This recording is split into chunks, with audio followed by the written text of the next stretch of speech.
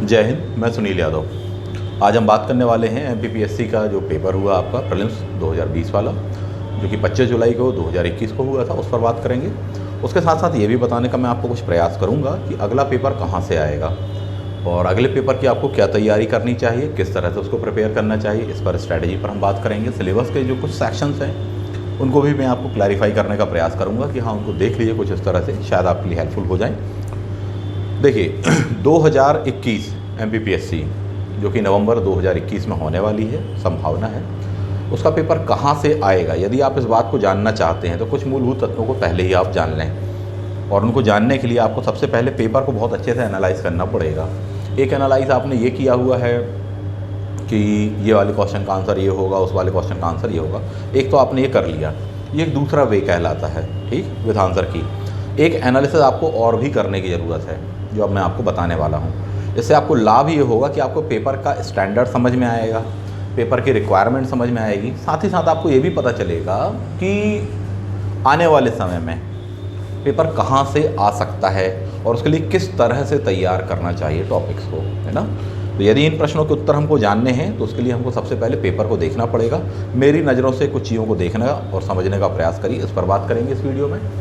साथ ही साथ मैं ये भी बताऊंगा आपको कि पेपर 1 प्रीलिम्स जीएस वाले सेक्शंस को लेकर कुछ यूनिट्स में बताने का प्रयास करूंगा, उनको किस तरीके से तैयार कीजिए, वो भी रहेगा। साथ ही साथ हमारे नए बैच स्टार्ट हो चुके हैं।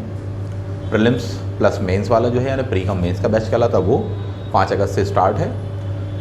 उसके अलावा यदि कोई विद्यार्थी ऐसे हैं जो कि केवल और केवल मेंस ही करना चाहते हैं तो उनके लिए भी बैच है, इवनिंग में 5 o'clock पर बैच है।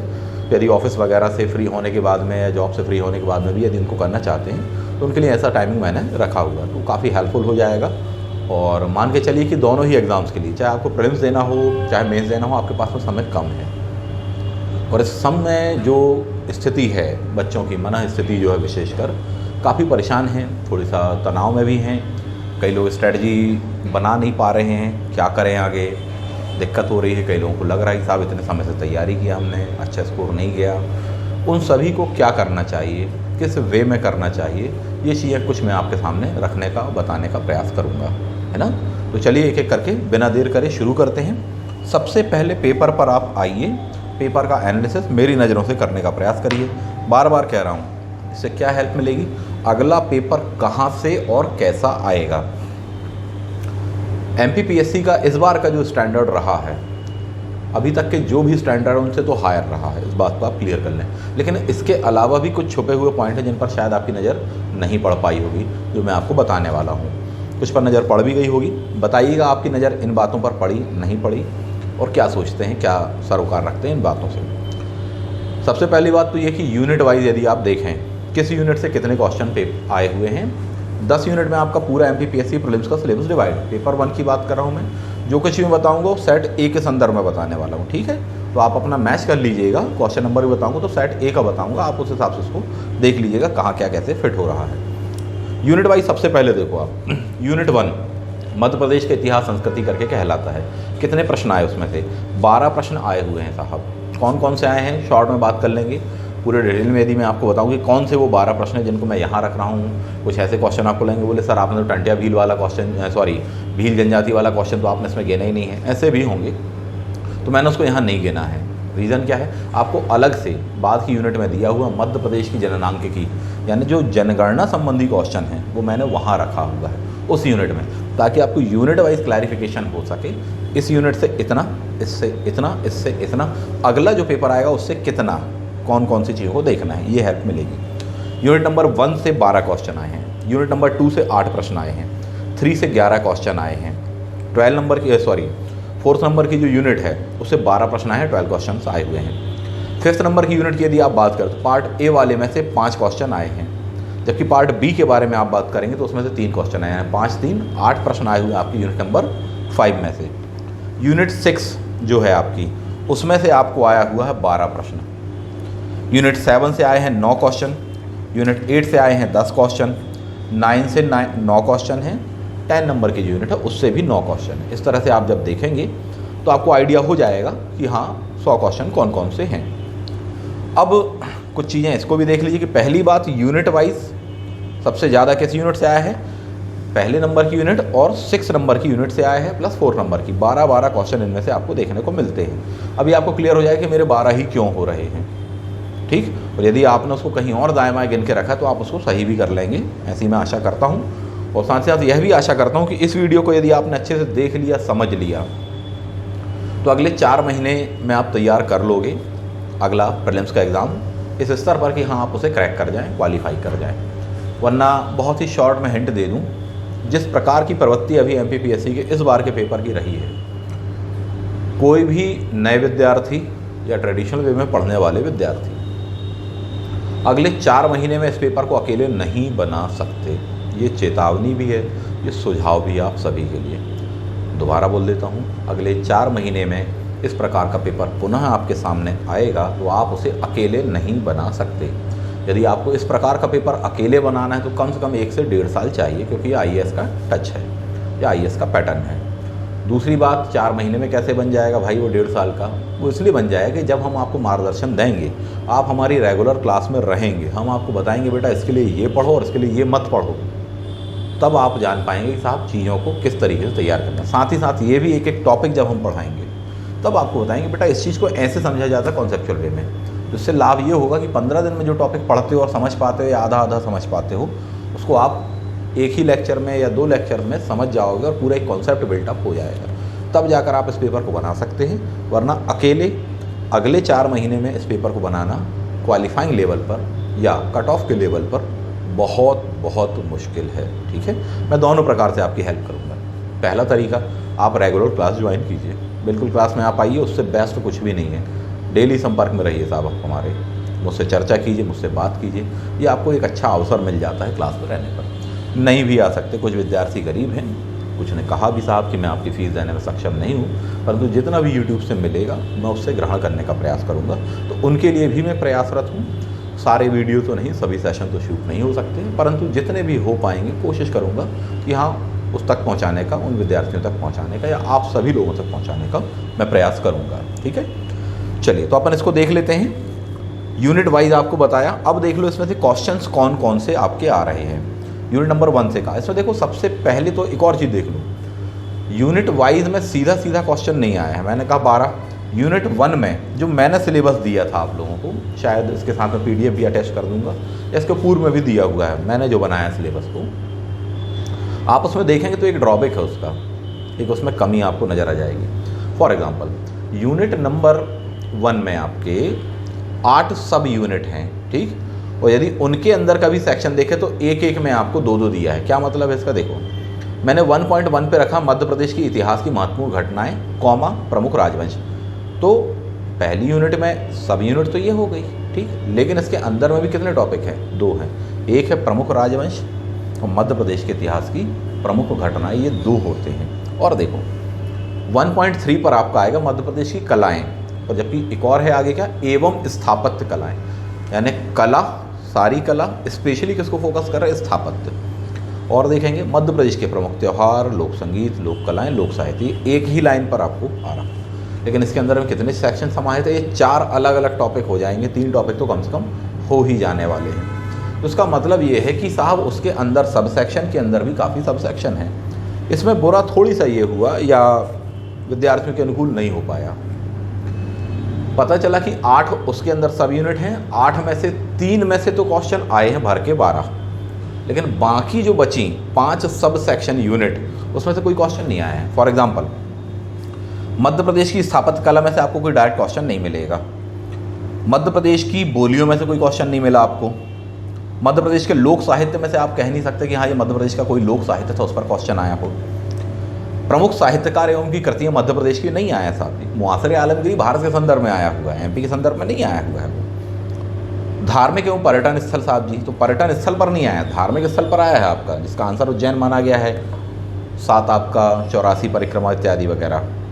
मध्य प्रदेश के प्रमुख जनजाति व्यक्तित्व पर क्वेश्चन आया हुआ साहब जी। तो ये चीज़ें तो आप देखें, जनजाति व्यक्तित्व पे क्वेश्चन आया, बाकी पे नहीं आया है। किन किन पर आया? मध्य प्रदेश के इतिहास पर क्वेश्चन आया है, प्रमुख घटनाएं, कुछ राजवंश आए हैं, हाँ जी पूछ लिया साहब जी की वीर सिंह देव वाली बात, स्वतंत्रता आंदोलन, मध्य प्रदेश का आंदोलन, इस पर तो क्वेश्चन आया है, लेकिन बाकी सेक्शन मैक्सिमम टाइम डायरेक्टली वे में गायब हैं। सबसे पहला पॉइंट तो आपको ये समझना है। दूसरा, जिन सेक्शनों से क्वेश्चन आया भी उनमें से कितना पढ़ते हो आप, कितना पढ़ा था आपने, इस वे में नहीं पढ़ा था। राजवंश में क्या पढ़ते हो, चंदेल वंश का संस्थापक कौन था, कलचुगी का संस्थापक कौन था, कंदरिया महादेव मंदिर किसने बनाया था, यही तो पढ़ते हो। आया उसमें से पेपर? बिल्कुल नहीं आया उसमें से पेपर। इसका मतलब ये आपके लिए एक हिंट है कि साहब आएगा तो अगली बार भी इसी यूनिट में से, इम्बैलेंस के साथ में ही आएगा, परंतु जिस वे में आप पढ़ते हो उस वे में क्वेश्चन नहीं आएगा साहब। क्लियर बात, इसको समझना है आपको। अगेन यूनिट नंबर 2 दिया है आपको भारत का इतिहास। प्राचीन एवं मध्यकालीन भारतीय इतिहास की प्रमुख विशेषताएं। मध्यकालीन भारतीय इतिहास पर कम प्रश्न आए हैं, आप ऑब्जर्व करें, जबकि एंशंट वाले पर ज़्यादा आए हैं।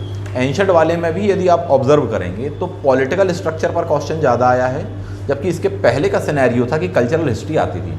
कल्चरल हिस्ट्री आप सिर्फ इतना कह सकते हो कि हाँ मिडिवल वे में आई है थोड़ी बहुत, कि हाँ पन्ही वगैरह का क्वेश्चन आया था, साथ ही साथ पूछ लिया था कि साहब वो वाली पुस्तक किसने लिखी, मुआसर आलमगीरी वगैरह, तो आप उसको कल्चर में रख देते हो, तो ये आपको क्वेश्चन मिलते हैं।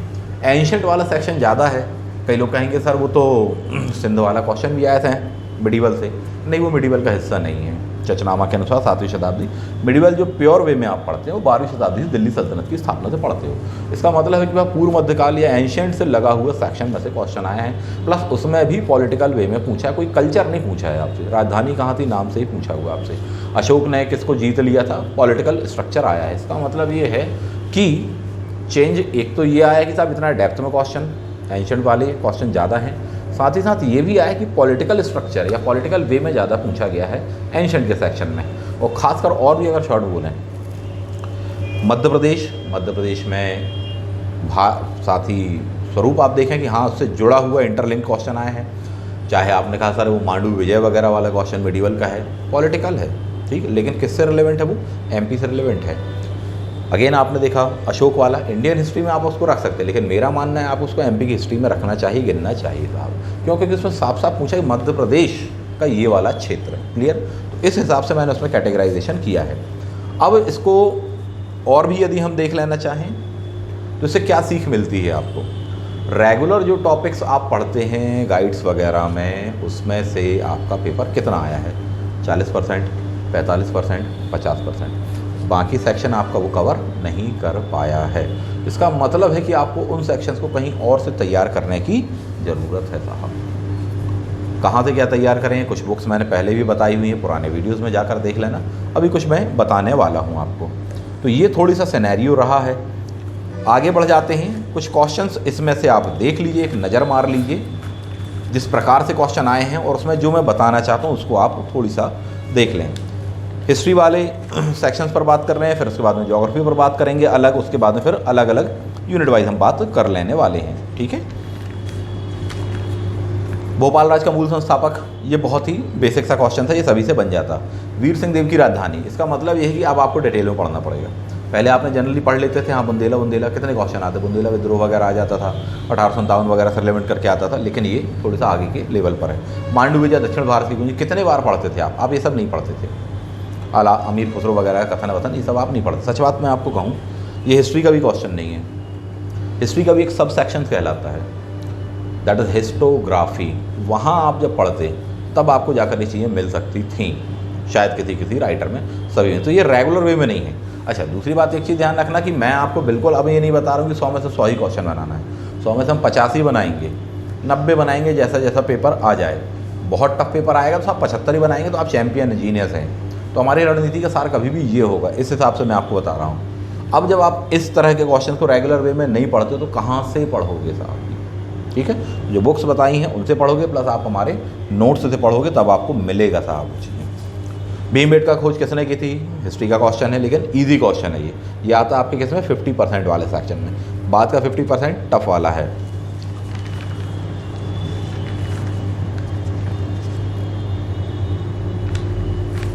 सात सागर नौ नारायण टफ था थोड़ी सा।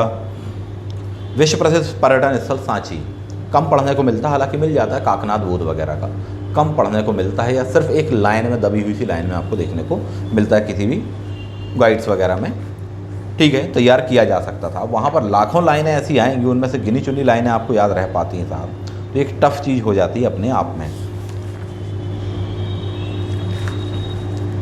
बिंदुसार वाला क्वेश्चन हो गया, चचनामा वाला हो गया, आदि ब्रह्म समाज वाला क्वेश्चन कितना चर्चा में रहा साहब, कितना विवाद हुआ इस चीज़ को लेकर।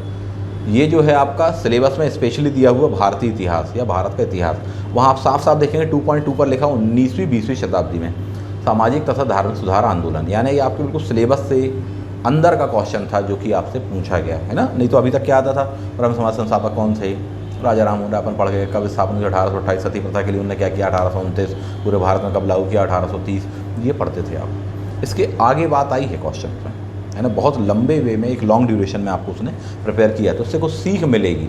चर्चा करेंगे उस पर भी, क्या क्या सीख मिल जाने वाली है आपको।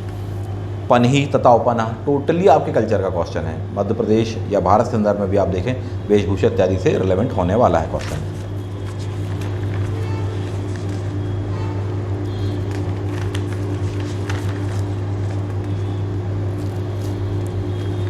तो ये थे कुछ क्वेश्चन जो मैंने आपको हिस्ट्री के बताए, जो डायरेक्टली एमपी की हिस्ट्री से कनेक्ट होने वाले हैं। ठीक, इंडिया की हिस्ट्री से भी क्वेश्चन आपने इसमें देख लिए। अब इसको समाधान करो। देखो, समाधान इसका ये है कि आप जो पढ़ रहे थे या जिस वे में आप पढ़ रहे थे वो सेक्शन से क्वेश्चन इजी वाले आए हैं और उस पर लगभग सभी मेहनती विद्यार्थियों ने बना लिया है। बात उनकी नहीं हो रही है जिन्होंने कम पढ़ा या कम मेहनत की, उनकी बात बस नहीं हो रही। बात ये हो रही पेपर उनका भी बिगड़ा है जिन्होंने काफ़ी अच्छे से पढ़ा, जिनका दिन रात केवल एक ही काम है कि हमको पढ़ना ही पढ़ना है और आगे भी वो बस यही काम करने वाले हैं। तो यदि आप बिल्कुल ट्रेडिशनल वे में करेंगे तो मान के चलो फंस जाओगे साहब, अगले पेपर में भी फंस जाओगे। और बुरा तो नहीं बोलना चाहता, पुनः वो पेपर दगा दे जाएगा और फिर प्रीलिम्स रुक जाएगा साहब। और नियम ये है कि प्रीलिम्स तो रुकना ही नहीं चाहिए किसी भी हाल में साहब, कभी भी ध्यान रखना इस बात को, है ना। अब इसके लिए तैयार क्या किया जाए, तो तैयार करने के पहले आपने इस चीज़ को देखा कि जो रेगुलर टॉपिक्स हैं उसमें से क्वेश्चन नहीं है, इर्रेगुलर लेकिन रिलेवेंट है वो एमपी से। आप उसको बाहर नहीं कर सकते कि नहीं मध्य प्रदेश के इतिहास भूगोल में नहीं आएंगे, आप उसको बाहर नहीं कर पाएंगे। साथ साथ लगेगा पता नहीं कहाँ से पूछ लिया। तो इस चीज़ को समझ लो, जो एक दो गाइड्स वगैरह, चाहे ल्यूसेंट की बात कर लो, चाहे 100 रुपये वाली जो आपकी आती है महावीर या पुणेकर वगैरह, वो तो आपको लेकर चलनी ही चलनी है। रीज़न ये है, दो प्रकार का पेपर अगली बार आ सकता है, 50-50 हो सकता है। ट्रेडिशनल पेपर दे दिया जाए, बच्चे बहुत शोर मचा रहे हैं, आयोग भी कहेगा बताओ यार बच्चों को बहुत टफ पेपर लगा, अगली बार थोड़ा सा ईजी बना दो। एक सिचुएशन ये बन सकती है। तो हो सकता है ट्रेडिशनल जो पेपर आता रहा है उस टाइप का क्वेश्चन पेपर अगली बार आ जाए, ऐसा संभव है। दूसरी सिचुएशन ये बनेगी कि बेटा वैसा कुछ नहीं दें, आयोग कहें कि हमने तो अपने आप को अपडेट कर लिया है, आप भी अपने आप को, अपने ज्ञान को परिमार्जित करिए, अपने आप को अपडेट करिए, पुनः इस प्रकार का पेपर उठाकर आपको दे दिया जाए, फिर क्या करोगे। ठीक, तो दोनों चीज़ों पर बात कर रहे हैं, ट्रेडिशनल के वे ये इतने में आप उस चीज़ को देख सकते हो। जबकि इस वे में बात करें आपको, तो आपको नोट्स पढ़ने पड़ेंगे। सबसे पहली बात, हमारे जो हम आपको दे रहे हैं उसको पढ़िए, उस वे में पढ़िए, बहुत अच्छा डेटा मिलेगा। मैक्सिमम उसमें 99% तक मैं कह सकता हूँ हाँ शुद्ध ही डेटा मिलेगा, करंट से अपडेट डेटा मिलेगा, ये फ़ायदा होगा आपको। जबकि उसके अलावा भी आपको पढ़नी पड़ेगी कुछ टेक्स्ट बुक्स वगैरह। फॉर एग्जांपल मध्य प्रदेश का स्वतंत्रता आंदोलन में योगदान वाली बात मैंने कही, बुक्स आपको दिखाई थी पिछले वीडियो में। यदि इस वीडियो को एडिट किया जाएगा तो मैं दोबारा चिपका दूंगा, उस चीज़ को लगवा दूंगा, ठीक है, वो पढ़ना पड़ेगी आपको। प्लस मध्य प्रदेश के संदर्भ में थोड़ी सी और इतिहास की कोई अच्छी आपको मिल जाए टेक्स्ट बुक, है ना, चाहे हिंदी ग्रंथ अकादमी की हो, चाहे किसी भी अच्छे राइटर की आपको बुक मिल जाए। प्राइवेट पब्लिशर्स में प्राय मिलती नहीं है, आपको बता दें, है ना, मैं इसलिए उनका नाम सजेस्ट नहीं कर रहा हूँ आपको। हिंदी ग्रंथ अकादमी, इंग्लिश मीडियम वाले विद्यार्थियों के फ़ोन आए तो उन्होंने कहा सर कि इंग्लिश और हिंदी को लेकर दिक्कत है। देखो भाई, इस बात को क्लियर कर लो, इंग्लिश मीडियम के हैं आप, आपको एमपीपीएससी के लिए हिंदी में ही कंटेंट मैक्सिमम मिलेगा। ठीक उसी तरह जिस तरह आईएएस वाले बच्चों को इंग्लिश में कंटेंट ज़्यादा मिल जाता है यूपीएससी के लिए कंपैरेटिवली हिंदी मीडियम की अपेक्षा। क्वालिटेटिव कंटेंट जो होता है पहले वो इंग्लिश में ही आता है, बाद में फिर वो ट्रांसलेट होकर 1 साल बाद 2 साल बाद जब भी मिले, तो ये चीज़ें होती हैं। तो यहाँ पर आपको इंग्लिश मीडियम वालों को सजेशन में दूंगा कि आपको एक्स्ट्रा एफर्ट्स लगानी पड़ेंगी। हिंदी में आपको कई चीज़ें पढ़ने मिलेंगी, उसको आपको ट्रांसलेट खुद ही करना पड़ेगा, मेहनत करनी पड़ेगी। हाँ, हमारी रेगुलर क्लास में रहोगे तो मैक्सिमम आपको नोट्स इंग्लिश में मिल जाएंगे, हमारा प्रयास ही रहता है। उसके बावजूद भी आपको मेहनत करनी पड़ती है, इवन हम तो खुद आपके नोट्स बनवाते हैं इंग्लिश के। तो ये हमारा सिनेरियो रहा, लेकिन हार्डवर्क आपका थोड़ी सा ज़्यादा होगा, ये बात पहले से ही जान लो, और करना पड़ेगा आपको। यदि आपको एग्ज़ाम क्वालिफाई करना है तो आपको ये काम करना ही पड़ेगा, इस बात को दिमाग में चढ़ा लो, ठीक। तो ट्रेडिशनल वे में यदि हम देखें, जिस टाइप से आपका सिलेबस दिया हुआ है वैसा पेपर नहीं है। पेपर कैसा है, तो मध्य प्रदेश के इतिहास की प्रमुख घटनाएं, राजवंश, देखो डिटेल में पूछा आपसे, राजधानी कहाँ थी पूछ लिया आपसे, उस खास समय पर राजधानी कहाँ थी ये पूछ लिया आपसे। स्वतंत्रता आंदोलन मध्य प्रदेश का योगदान, डिटेल में क्वेश्चन आए हैं साहब ये। नेशनल मूवमेंट्स वगैरह को लेकर, टंटिया व्हील वगैरह को लेकर आप चाहें तो यहाँ रख रहे हैं, बिल्कुल रख सकते हो। मध्य प्रदेश के जनजाति व्यक्तित्व रख लो, या नेशनल मूवमेंट में आप देख लें 1857 विद्रोह वगैरह में। क्वेश्चन कैसा आया है कि आपको मैक्सिमम उसका आंसर गलत मिलता है, तांत्या मिलता है काफ़ी, जबकि टंड्रा उसका आंसर है। ठीक है, तो यानी कि आपको बहुत डिटेल में, बहुत डेप्थ में पढ़ने की ज़रूरत है। कला और स्थापत्य कला में पढ़ के जाते हैं, हाँ साहब ये वाला महल यहाँ पर है, फलाना महल यहाँ है, जहाज महल यहाँ है, नहीं आया ना, आने की अब कोई संभावना लग रही है। उसके और आगे का क्वेश्चन आएगा मांडू से ही, आएगा इन महलों से ही, इन महलों के बारे में कोटेशन आ जाएगा साहब। सिटी ऑफ जॉय को लेकर पूछा गया क्वेश्चन है कि साहब सिटी ऑफ जॉय नामक पुस्तक किसकी है, इस तरह से क्वेश्चन आया हुआ है MPPSC में। तो कुछ क्वेश्चन जो पुराने वाले टफ वाले हैं उससे भी आपको एक अनुमान मिलेगा, 2019 वाले से आपको अनुमान मिलेगा, प्लस अभी वाले से भी आपको अनुमान मिल जाएगा। त्यौहार पढ़ते हैं, भरपूर त्यौहार पढ़ के जाते साहब, ये वाला मेला यहाँ लगता, कान्हा बाबा का यहाँ लगता है, जल विहारी का मेला यहाँ लगता, कुछ नहीं आया है। ठीक, उसके आगे का आया हुआ है, लोक कलाओं के संदर्भ में आपका क्वेश्चन आया हुआ था, तो ये थोड़ी सा देखना पड़ेगा अपन को साहब। संगीत पर बहुत टफ क्वेश्चन आता है, डिटेल में पढ़नी पड़ेगी बातें आपको। साहित्यकार करती हैं तो भूल जाओ। धार्मिक पर्यटन स्थल देखो किस वे में आया। इस प्रकार के क्वेश्चन आपको रेगुलर वे में नहीं, करंट के साथ में पढ़ने को मिलेंगे, इस बात को आप पहले जान लो, नहीं तो कहीं पर भी पढ़ने को ये आपको नहीं मिलेंगे। सिर्फ एक सोर्स में आपको बता देता हूँ या बोल देता हूँ, देख लीजिएगा उस चीज़ को यदि आप कर सकें। ठीक, बाकी नहीं तो आपको नोट्स में से कवर करना पड़ेगा। मध्य प्रदेश संदर्भ, क्या कहा, दोबारा बोल रहा हूँ, मध्य प्रदेश संदर्भ मैगजीन आती है, MP स्टेट गवर्नमेंट की आती है साहब। ठीक है, मंथली मैगजीन होती है, मिलती नहीं है बाज़ार में, आप कहीं सारी घटना चक्र मिल जाती है, वो प्राइवेट पब्लिशर्स की मिलेगी, भरपूर डिस्काउंट रहता है, वो देंगे आपको, उसमें नहीं रहता है। ठीक है, 2-5 रुपये बचते हैं साहब, वो मिलेगी नहीं, बहुत सस्ती सुंदर टिकाऊ आती है, उसको देख लेना। उसमें इस तरह के टॉपिक्स कवर हो जाते हैं कई बार। यदि आप बिल्कुल ही सोच रहे हैं 1995 बनाने के लिए, तब यदि आपको उतना नहीं बनाना है, पहले आपने बाकी सेक्शन बेसिक वाला कवर कर लिया है, तभी आप इनकी तरफ जाना, नहीं तो मत जाना। ठीक है, मान लो कि ऑफलाइन आपको नहीं मिल पा रही है वो, उसका ऑनलाइन वाला वर्जन आपको मिल जाएगा। ठीक है, उसको देख लीजिएगा, थोड़ी सा नहीं मिले बताइएगा, लिंक हम देखेंगे, कोशिश करेंगे। तो इनको समझो, जो सिलेबस आपका ट्रेडिशनल वे में दिया है उससे पेपर नहीं आया है, पेपर उन्हीं के अंदर के अगले डेप्थ वाले जो पार्ट होते हैं वहाँ से आया है। यदि अभी भी अपन वही पढ़ के चले गए, जल विहारी का मेला कहाँ मिल लगता है साहब, कान्हा बाबा मेला कहाँ पर है, शहाबुद्दीन औलिया का उर्स कहाँ पर है साहब, फंस जाओगे। लोक कलाओं में आपका भूरी भाई आप कहेंगे आया है, करंट का क्वेश्चन है वो, पद्मश्री वाली बात थी, क्लियर है। तो समझो, लोक कलाओं बाकी क्वेश्चन नहीं आए, नहीं तो बोले हम जरी वाले बटुए पढ़ के गए थे सर, नहीं बनेगा क्वेश्चन पेपर आपसे, अगली बार भी नहीं बनने वाला है। तो इसको लेकर सचेत हो जाओ, इसका कंटेंट आपको हमारे पास मिलेगा, प्लस जो हमने बुक्स बताई हैं वो दोनों ही पढ़नी पड़ेगी। तो ये 2 चीज़ें आपको एक साथ लेकर चलनी पड़ेंगी, नोट्स प्लस ये। जब आप इस वे में करोगे तब आप पेपर बना पाओगे, अदरवाइज दिक्कत होगी। प्राचीन भारतीय इतिहास पर आ जाओ, इसको कहाँ से पढ़ें भाई। मॉडर्न इंडिया के लिए तो मैं आपको बता चुका हूँ, आप तो BL ग्रोवर उठा के पढ़ लो बेटा, ना केवल प्रीलिम्स में काम आएगी बल्कि मेंस में भी काम आएगी, और बहुत से कॉन्सेप्ट्स आपको मिलेंगे। उसके साथ में आप पढ़िए हमारा नोट्स, जितना नहीं पढ़ सकते चलो नए हो, शुरुआत में नोट्स पढ़ो केवल और क्लास अटेंड करो। जितने कॉन्सेप्ट बता रहे हो उतना अगर गौर से सुन लिया आपने हमको, उतना भी सफिशेंट होगा पेपर बनाने के लिए। ये IAS का पैटर्न है जो इस प्रकार से पेपर आ रहा है, कम से कम 1.5 साल 2 साल लगते हैं इसको बनाने में, तो और भी कम करो तो 1 साल, वो भी जब एक सही सानिध्य में, सही मार्गदर्शन में, वरना अकेले में तो बहुत दिक्कत होने वाली साहब आपको। इस बात को समझ लो आप, इसी टाइप का पेपर अगली बार आ जाएगा, क्या तैयारी, और 4 महीने में क्या कर लोगे, अगले कितना कर लोगे, क्या सोचते हो आप अपने बारे में। आप वही ले आओगे बाज़ार से खरीद कर, वही ट्रेडिशनल वे में पढ़ोगे, कॉन्सेप्चुअल क्वेश्चन पूछेगा, आर्टिकल 368 के बारे में अटक जाओगे साहब, कैग के बारे में पूछ देगा आपसे, अटक जाओगे साहब उस तरह के क्वेश्चन में।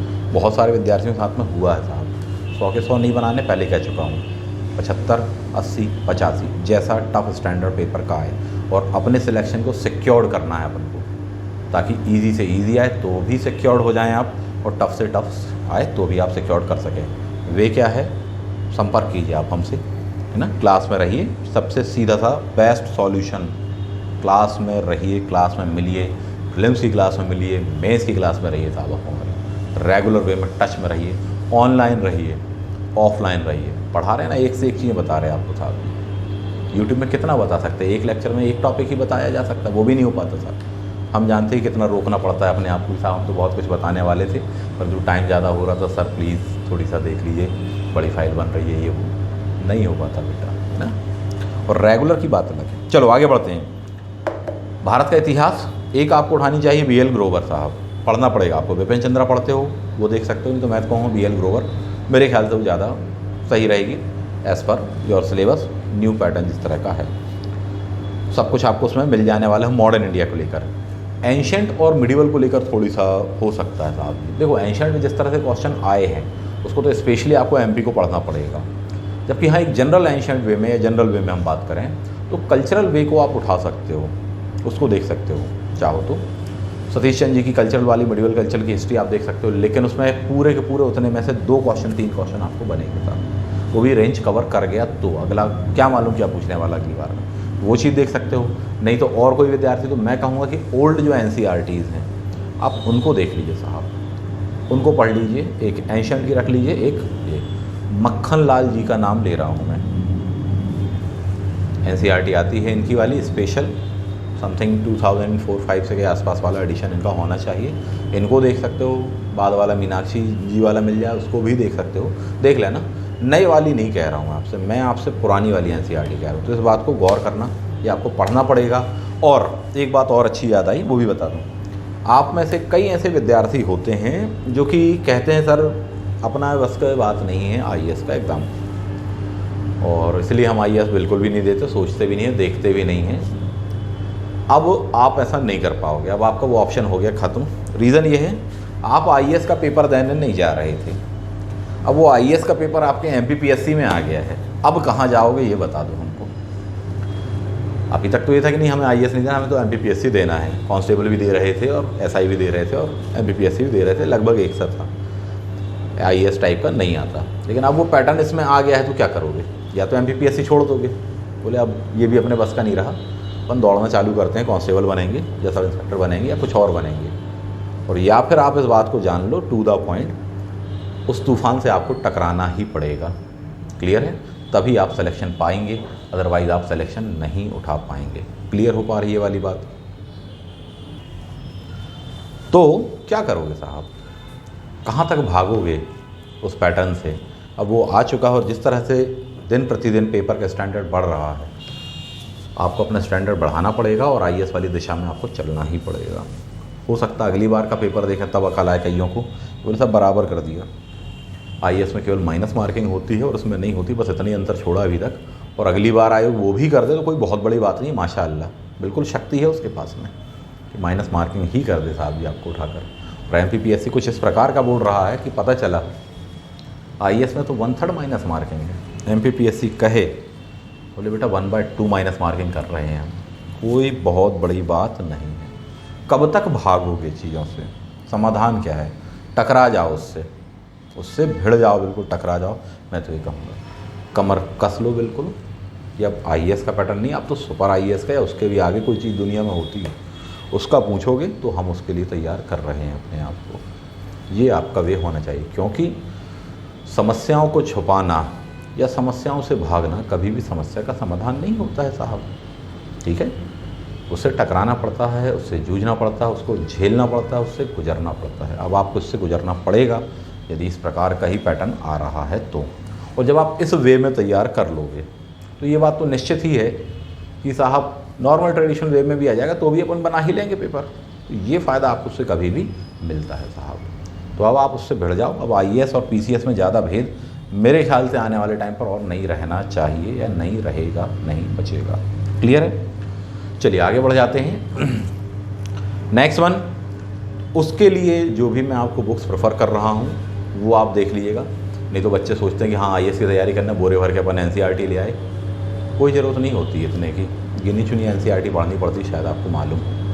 नहीं तो ट्रेडिशनल जो चलता है कि बोले बोरे भर के पूरी एक बार में 5-6 हज़ार रुपये के बन केवल NCERT लिया, 6 to 12 बताया था सर पिछले टॉपर ने, वो बताया था पर वो करने का नहीं था, उसने भी नहीं किया था, केवल बता दिया था ताकि कोई सही रास्ता ना बताना पड़े। इसलिए कई बार क्या होता है कि कुछ ऐसे रास्ते बता दिए जाते हैं कि बेटा तुम उसी में उलझ जाओ, कन्फ्यूज़ हो जाओ।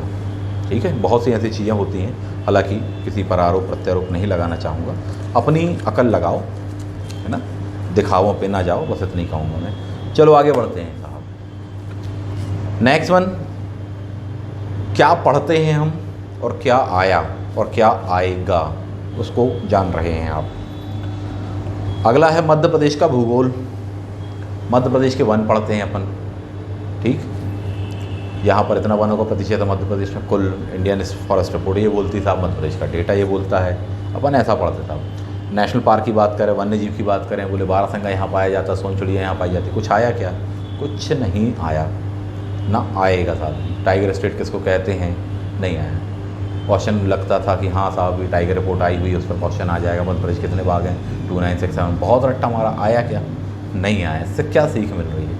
अगली बार कुछ इस वे में क्वेश्चन होगा, ऐसा ना हो कि टाइगर रिपोर्ट से संबंधित या टाइगर से संबंधित कोई क्वेश्चन ही कथन कारण में पूछ दे, कुछ इस तरह से कि बोले वर्तमान में जो टाइगर रिपोर्ट आई है यह इतने इतने नंबर की है। भारत में जब से टाइगर रिपोर्ट पब्लिश हो रही है, प्रत्येक 2 वर्ष में पब्लिश की जाती है, इसके अनुसार नई रिपोर्ट के भारत में जो तृतीय नंबर पे राज्य है टाइगर स्टेट वाला वो ये है। अपन पहला और दूसरा पढ़ के गए, एमपी और कर्नाटक तो अपन पढ़ के गए थे, तीसरा साहब जी अटक गए साहब। बोलेगा ऊपर के जितने कथन दिए हैं उनमें से कौन कौन से सही हैं, फंस जाओगे। उसमें जो कथन है उसको जान लो। पहले प्रतिवर्ष आती थी रिपोर्ट, क्लियर है, जो अपन देख रहे हैं, और उसके बाद में हमने देखा कि साहब जी 2-2 वर्ष वाला स्वरूप हमको देखने को मिला वहाँ पर, है ना। कौन सी 2 रिपोर्टें, एक टाइगर रिपोर्ट की बात मैंने ऐड कर दी है, प्लस फॉरेस्ट रिपोर्ट की बात भी ऐड कर दी है यहाँ पर, दोनों को पता चला, मिक्सअप कर दिया उन्होंने, क्लियर। तो कुछ ऐसा बनेगा, तो यानी जो परिचित डेटा है उससे ईजी क्वेश्चन नहीं पूछे आप, देखो तो, है ना। और देखो इस बात को और समझो अच्छे से जो बता रहा हूँ। अपन पढ़ते वन्य जीव, नदियाँ वगैरह पढ़ते थे साहब, उठा के क्या पूछा? बेसिन के बारे में पूछा नहर का है लेकिन बेसिन। हाँ एक क्वेश्चन आया है कि हाँ चमल नदी पर साहब जी इनमें से कौन सा डैम करके है, तो अपन बना लेंगे, जवाहर सागर, गांधी सागर इत्यादि वगैरह। मध्य प्रदेश की जलवायु में से क्वेश्चन कैसा आया है? यही पढ़ के जाते हैं ना, उष्णकटिबंधीय जलवायु है, मानसूनी जलवायु है, यही सब पढ़ के जाते थे, नहीं आया था। क्वेश्चन क्या आया? तापांतर सर्वाधिक कहाँ रहता है, ठीक। और दूसरा क्या कि टेम्परेचर कहाँ से कहाँ बढ़ता है। तापांतर वाला तो फिर भी थोड़ी बहुत ईजी था, फैक्ट वाइज में आपको मिल जाता। तापांतर कैसे क्या बढ़ता, बहुत कॉन्सेप्चुअल क्वेश्चन था, जो आप 1 लाइन में गाइड में पढ़ते ना, बिल्कुल हाथ बने रहता है उसमें, कटे हुए हाथ, बोले प्रमुख तथ्य, कुछ काम नहीं आ पा रहा था। यदि इस तरह का टफ क्वेश्चन पेपर है तो देख लो, आप स्वयं उसका मूल्यांकन करें, अपना मूल्यांकन करें कि साहब जी क्या कैसा हुआ, क्यों गलती हुई है, क्योंकि वही चीज़ों को बस अपन रट्टा मारते रहते थे सुबह शाम, नहीं आएगा वो काम। उनको पढ़ना है, 1 बार 2 बार पढ़ो, 3 बार पढ़ो, पढ़ के आगे बढ़ जाओ, उसके आगे जानने का प्रयास करना है। अब ज्ञान की खोज करनी पड़ेगी आपको, तब जाके आप सेलेक्ट होंगे। पर्वत श्रृंखलाएँ बहुत पढ़ के जाते हैं साहब जी, मध्य प्रदेश की ऊंची चोटी कहाँ पर है, धूपगढ़ कहाँ पर है साहब जी, 2nd नंबर की चोटी कहाँ पर है, कहाँ पर विंध्याचल कहलाने वाला कौन सा क्या है। इस तरह से क्वेश्चन डायरेक्टली नहीं आया हुआ है। विंध्याचल का हालांकि क्वेश्चन था एक, ठीक है।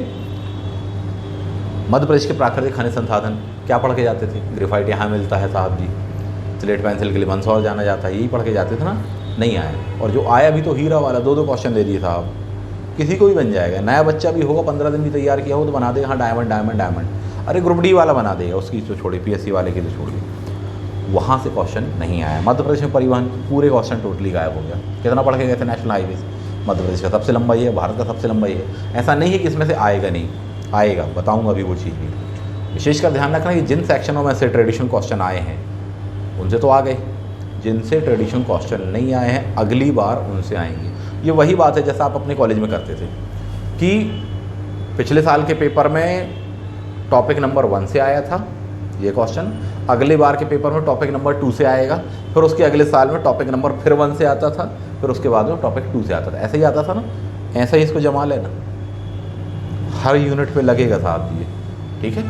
नॉर्मल क्वेश्चन बता रहा हूँ, प्लस यही चीज़ आपको क्या लगेगी, आयोग वाले में भी काम आएगी। नहीं समझ में आया, दोबारा सुन लो। मान लो इस बार क्वेश्चन आया हुआ है आपसे मानवाधिकार आयोग पर, महिला आयोग पर डायरेक्ट क्वेश्चन नहीं आया ना, अगली बार किस पर आएगा? महिला आयोग पर डायरेक्ट क्वेश्चन आएगा, क्लियर है। निर्वाचन आयोग पर आया ना क्वेश्चन, किस पर नहीं आया साहब जी? क्वेश्चन नहीं आया बाल विकास वाल या बाल संरक्षण आयोग पर, इस यूनिट में दिया हुआ है, तो अगला क्वेश्चन किस पर होगा? अगली बार बाल आयोग पर होगा। हाँ कुछ क्वेश्चन कॉमन हो सकते हैं, बोले सर निर्वाचन वाला तो फिर से भी आ गया, ऐसा भी हो सकता है, लेकिन मेरे ख्याल से 15 में से इस बार 7-8 आयोग उन्होंने पूछे हैं, बाकी जितने बचे उसको कब पूछेंगे वो। ये एक बहुत बड़ा कीवर्ड है, इस बात को ध्यान रखना कि अगली बार ज़्यादा संभावना शायद उनकी बने, है ना। तो इस पॉइंट को ध्यान रखना जो मैंने कहा आपसे। समय मिलेगा इस पर और डिटेल में चर्चा कर देंगे आपसे। आगे बढ़ते हैं। और क्या पढ़ते हो भाई? सिंचाई विद्युत परियोजना मध्य प्रदेश की पहली नहर यहाँ पर है, मध्य प्रदेश के ये वाले डैम यहाँ पर हैं, है ना। बाणसागर परियोजना यहाँ पर है। क्या आया काम? नहीं आया ना। इसका मतलब वो जो केवल लिस्टें बस थी उसके आगे जानना है आपको। नहरों के बारे में पूछा, बेसिन के बारे में पूछा। हालांकि बेसिन वाला क्वेश्चन कोई नया नहीं आपको बता दें, इसके पहले भी पिछले बार भी आपसे पूछा था कि नर्मदा नदी का बेसिन बड़ा है कि चंबल का बेसिन बड़ा है कि कावेरी का बेसिन बड़ा है, गोदावरी का है, ऐसा कुछ क्वेश्चन था। चौथे पाँचवें नंबर पे कौन सा बेसिन आता, कुछ था क्वेश्चन, वो एग्जैक्टली मुझे याद नहीं आ पा रहा। 2018 समथिंग वाले में या 19 वाले समथिंग में आया था। उसके पहले भी आ चुका है, ये IAS के पिटे हुए क्वेश्चन है ना। नदी बेसिनों के बारे में बताइए, तो आगे से उसको तैयार रखना है अपन को। और आगे दिया हुआ पशुपालन, नो क्वेश्चन, ठीक है। नहीं तो वही अपन कड़कनाथ मुर्गा बस पढ़ के चले जाते हैं साहब, GI टैग वैग करके था, ठीक है, आएगा उस पर इजी क्वेश्चन होगा, हर कोई बना देगा उसको। मध्य प्रदेश में कृषि संबंधित क्वेश्चन आया है, लेकिन किस पर? करंट अपडेशन के साथ में आया। इकोनॉमिक सर्वे देखा होता तो बनते साहब जी। कृषि में भी क्या पूछा? फूड के बारे में नहीं पूछा ही कितना क्या बढ़ा, गेहूँ के MSP क्या, ये नहीं पूछा। क्या पूछा? कृषि क्षेत्र में वृद्धि। पहली बार में तो लगेगा साहब जी फसल में टोटल प्रोडक्शन में वृद्धि लगेगा, नहीं। क्या पूछ रहा है? एरिया में वृद्धि साहब जी, कि 1 एकड़ में करते थे तो आप कितने में करने लगे, ठीक है, ये पूछ रहा है क्वेश्चन आपसे। रिकॉर्ड वृद्धि। इसी तरह से हम देखेंगे भारत एवं विश्व का भूगोल के संदर्भ में क्वेश्चन अच्छे आए हुए हैं। कम आए हैं इस सेक्शंस वगैरह को लेकर अपन देख रहे थे, है ना। 12 क्वेश्चन आपको बताया हुआ था। कम आए का मतलब क्या है? सीधे सीधे वाले जो आपको दिया हुआ है उनमें से कम है, लेकिन किसी किसी यूनिट में से 1-1, 2-2 क्वेश्चन हैं। इसका मतलब है कि 4th यूनिट में 7 सब यूनिट दी हुई हैं, लेकिन उसके अंदर में पता चला कि चौथे नंबर की जो यूनिट में है उसकी सब यूनिट 3 दी हुई है, उसमें से ज़्यादा क्वेश्चन है, ठीक। 4 दी है, पता चला उसमें से ज़्यादा क्वेश्चन, इस प्रकार से क्वेश्चन है। बता देता हूँ। भौतिक भूगोल, भौतिक विशेषताएं, प्राकृतिक प्रदेश, प्राकृतिक प्रदेश बिल्कुल भी ऐसा कुछ भी नहीं आया आपको। भौतिक विशेषताओं को लेकर आप कह सकते हो हाँ स्टेपीज, प्रेरीज वगैरह इत्यादि के मैदान वगैरह के संदर्भ में आप कह सकते हो। अच्छा क्वेश्चन था वो, लेकिन पहले जहाँ क्वेश्चन क्या आता था, बोले स्टेपीज कहाँ, सवाना कहाँ, अल्फा कहाँ, सारगैसो सागर कहाँ। उसकी वजह क्या किया, उन चारों को उठाकर उसने एक क्वेश्चन बनाया है, एक का पैक बनाया है। यही होता था IAS में, या होता है, वह बना दिया, तो उसके कारण क्या हुआ, टफ हो गया सही जोड़े मिलाना। कभी भी ध्यान रखो, ये टफ पैटर्न कहलाता है या IAS का पैटर्न कहलाता है। आपसे सिंपल बस पूछे सवाना भूमि कहाँ पाई जाती है, हाँ बना लेता। अभी प्रेरी पढ़ा था अपन ने, फैक्ट बना लेते, लेकिन उसमें एकदम से क्या है 4 को जोड़ दिया, उसमें से भी ऑप्शन काफ़ी क्लोज दे दिए। तो ये जो पैटर्न है कभी भी IAS का पैटर्न कहलाता है। उस वे में अब आपको पढ़ना पड़ेगा, यानी जो पढ़ा है वो बहुत अच्छे से याद भी होना चाहिए, फैक्ट वाइज भी, कॉन्सेप्ट वाइज भी, मैपिंग भी अच्छी होनी चाहिए, जब आप बना पाएंगे, अदरवाइज नहीं। ये आप अकेले कैसे कर लोगे, अकेले कर लोगे? उस तरह की मैपिंग कर लोगे जिस तरह से हम बताते हैं मैपिंग करना, है ना। चलिए आगे बढ़ते हैं। भौतिक भूगोल वाली बात कही, प्राकृतिक संसाधन वन वगैरह के संदर्भ में देखें, कोई डायरेक्ट क्वेश्चन ऐसा नहीं है। खनिज संपदा के संदर्भ में आप कह सकते हो हाँ बोले सर एक क्वेश्चन आया हुआ था खनिज का, मैग्नीज फलाना ठिकाना के संदर्भ में आप उसको रख सकते हो। जल पर नो वे, कृषि वाली बात नो, वन्य जीव राष्ट्रीय उद्यान यस, है ना। आंशी वाला आया था आपसे, है ना, चंदौली वगैरह का था जिसका आंसर, तो वो आया हुआ था, वो भी नए वाले के संदर्भ में पूछा आपसे। समाज भूगोल, जनसंख्या संबंधी क्वेश्चन यस पूछा है, जननांकिकी के संदर्भ में आपसे क्वेश्चन पूछा हुआ है, लेकिन वो MP वाला ज़्यादा था। लिंगानुपात वगैरह जैसा पढ़ के जाते थे, बोले मध्य प्रदेश का लिंगानुपात ये है, भारत का ये साक्षरता ये है, नहीं आया क्वेश्चन था। क्वेश्चन उसके भी आगे का सेक्शन आ रहा है ना। आर्थिक भूगोल में आप देखें, प्राकृतिक संसाधन, उद्योग, यातायात के साधन, यातायात के साधन तो लगभग गायब ही गायब है साहब। उद्योग वगैरह पर ट्रेडिशनल क्वेश्चन कह सकते हो सर, इंटरलिंक था यहाँ, इनमें से किसका यूज़ होता है, ठीक, उर्वरक बनाने के लिए, ठीक है। तो बोले सर ये थोड़ी सा एक टफ था, नहीं तो बाकी क्या पढ़ के जाते हो आप भारत के उद्योगों वगैरह में, बोले मोटर वाहन का यहाँ पर है, हैवी व्हीकल फैक्ट्री यहाँ पर, ये पढ़ के जाते हो। इससे आगे क्वेश्चन आया है, उस उद्योग में भी, उर्वरक उद्योग में भी आपसे पूछा कि साहब उसमें क्या, तो इसको समझना। हालांकि उर्वरक उद्योग आपसे इसलिए आया क्योंकि मध्य प्रदेश इस मामले में आगे बढ़ रहा है। मध्य प्रदेश में इसके लिए संयंत्र लगाए जा रहे हैं, लग चुके हैं साहब। भारत ओमान जो रिफाइनरी है उससे रिलेवेंट होने वाला, वहाँ से रॉ मटेरियल मिलता है, और भी जो चीज़ें मिलती है जिप्सम वगैरह, वो रॉ मटेरियल मध्य प्रदेश में एकत्रित है, तो इसलिए उसको MP से इंटरलिंक करके क्वेश्चन पूछा गया है। यूँ ही नहीं कि कोई सा वाला भी उद्योग आपसे पूछ ले, तो इसको समझना है ना। अगली बार भी जब क्वेश्चन आएगा, तो इंटरलिंक करके पूछेगा एमपी से, यानी जो कहीं ना कहीं डायरेक्टली और इनडायरेक्टली इंटर रिलेटेड होने वाला एमपी से उन उद्योगों को ज़्यादा पूछेगा, कोई भी टॉपिक हो उन पर ज़्यादा क्वेश्चन पूछा जाएगा, ऐसी संभावना बनती है। नेक्स्ट माना जाते हैं विश्व के महाद्वीप, देश, महासागर। पिछली बार भी कितना टफ क्वेश्चन था 2019 में कि आपसे कटक के बारे में पूछा हुआ था, साहब पूछ लिया था कि ये कहाँ पर पड़ता है, अटलांटिक ओशन में पड़ता है, हिंद महासागर में पड़ता है, इस तरह करके था ना। इस बार भी क्वेश्चन आप देखेंगे तो आपको ऐसा डायरेक्टली क्वेश्चन नथिंग, नदियाँ, पर्वत वगैरह बहुत सिंपल सा पढ़ के जाते थे। भारत की सबसे ऊंची चोटी, विश्व की सबसे ऊंची चोटी नहीं आया था, झील वील वगैरह नहीं आया था। क्वेश्चन कुछ और ही आया है। विश्व के प्राकृतिक संसाधनों पर कह सकते हो क्वेश्चन। गैर परंपरागत ऊर्जा स्रोत आपको इस यूनिट में दिया, आया क्वेश्चन। नीली अर्थव्यवस्था करंट के साथ में अपडेट करके पूछा आपसे। प्लस एक और क्वेश्चन आपसे क्या पूछ लेने वाला है कि साहब भारत में विंड एनर्जी को लेकर कौन से 2 राज्यों में संभावना अधिक है। पहले क्या आता था, प्रथम वाला आता था, लेकिन इस बार क्या दिया, 2 राज्य दे दिए। बच्चे कंफ्यूज हो गए। तो सर गुजरात का तो मालूम था हमको, लेकिन दूसरा अगला हम फंस गए। बोले इससे ज़्यादा हमको मालूम था, देवास सेवास वाला बहुत पढ़ के जाते हो। क्या हुआ, क्लियर है ये। इसका मतलब है कि जो लीक से पढ़ रहे थे आप, उसको बदलने की ज़रूरत है आपको। मैं पूरे वीडियो में आपको यही बताना चाहता हूँ, नहीं तो फिर अपन वही परेशान होने वाली बात है ना। विंड एनर्जी वाला क्वेश्चन, हालांकि वो बहुत टफ क्वेश्चन नहीं था, आपको बताऊँ, वो इजी क्वेश्चनों में गिन सकते हो आप उसको, कोई बहुत बड़ी बात नहीं थी। राज्य की संवैधानिक व्यवस्था पर आ जाइए, 5th नंबर की यूनिट। इस यूनिट को भी जब आप देखेंगे तो इसमें से क्वेश्चन आपको शुरुआत वाला जो क्वेश्चन टॉपिक है, यानी पार्ट ए दिया हुआ है आपको, जो कि आपका कहलाता है मध्य प्रदेश के संदर्भ में, जबकि बी वाला कहलाता राज्य की अर्थव्यवस्था वाला है, जिसमें और भी आपको जननांकी इत्यादि दी। ए वाले में 5 क्वेश्चन आए हैं। फॉर एग्जाम्पल संवैधानिक व्यवस्था, अब उसमें ब्रैकेट में दिया होगा राज्यपाल, मंत्रिमंडल, विधानसभा, उच्च न्यायालय। क्या पढ़ के जाते थे, मध्य प्रदेश के राज्यपाल ये रहे हैं साहब जी, पहले नंबर के बट्टा भी इसी तरह वही थे, अभी वर्तमान वाले ये हैं, ये पढ़ के जाते हैं। पहली महिला राज्यपाल ये, क्या आया इसमें से, कुछ नहीं आया।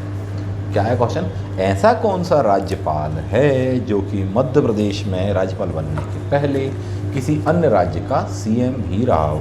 कभी पढ़ा, नहीं पढ़ा। कभी किसी ने पढ़ाया, बिल्कुल भी नहीं पढ़ाया। और इस टाइप का अब आने लगा है साहब। क्या मतलब है इसका, यानी लिखा तो सिलेबस में है राज्यपाल, लेकिन अब आपको उसको थोड़ी सा अपडेशन के साथ में पढ़ना पड़ेगा, ठीक है। मंत्रिमंडल दिया हुआ साहब जी, मंत्रिमंडल में भी क्या क्वेश्चन आया, टफ क्वेश्चन था साहब कि कौन कौन शामिल होता है। बोले वित्त मंत्रालय का प्रभारी होता है, नहीं होता है, इस प्रकार से करके क्वेश्चन दिया आपको। विधानसभा में क्वेश्चन क्या पढ़ के जाते थे, बोले विधानसभा इस आर्टिकल में दी हुई है साहब, इस भाग में दी हुई है, राज्य की विधायिका में दिया हुआ है, संविधान का अनुच्छेद 269 में आपकी विधान परिषद दी हुई है, 270 में ये दिया है, 271 में पुनः विधान परिषद दी हुई है। ऐसा पढ़ के जाते थे। काम आया क्या, नहीं आया। क्या पूछा, मध्य प्रदेश की विधानसभा की कार्यवाहियों का क्रम बताइए साहब। कितना टफ क्वेश्चन है। और उसमें भी पता चला, बोले बाकी राज्यों की विधानसभाओं की कार्रवाई से अलग है एमपी वाला। करंट के साथ में अपडेट था साहब, वो पूछ दिया आपसे, उसमें फंस जाओगे साहब। मध्य प्रदेश के उच्च न्यायालय दिया आपको, क्या पढ़ के जाते, प्रथम मुख्य न्यायमूर्ति ये थे, वर्तमान में साहब जी ये नियुक्त हुए, ऐसे ही पढ़ते हो ना। क्या पूछा क्वेश्चन आपसे, ऐसा कौन सा एमपी हाई कोर्ट का न्यायमूर्ति है जो कि बाद में सुप्रीम कोर्ट में जज बना कि नहीं बना। लीजिए सोचिए साहब जी, नहीं बना। नहीं वाला पैटर्न ऐड किया है, आप गौर करिए। सही जोड़ी ऐड किया, कथन कारण ऐड किया, नहीं वाला पैटर्न ऐड किया। ये सब किसका है, ये आईएएस का पैटर्न है। अब आप बच के भाग नहीं सकते बेटा, आप उसके पास नहीं जा रहे थे, अब वो आपके पास आ गया है, आपको तैयारी करनी पड़ेगी। और इस प्रकार की तैयारी करना 4 महीने कम है। आगे बढ़ जाते हैं। मध्य प्रदेश में त्रिस्तरीय पंचायती राज, वही 73वां पंचायत संविधान संशोधन पढ़ के जाते थे अपन, ठीक है। यही पढ़ लिए। बोले पहले कौन थे साहब जी, बोले साहब आपके ये बने थे 1994 में बना था, इस टाइप से क्वेश्चन आगे पूछ लेता।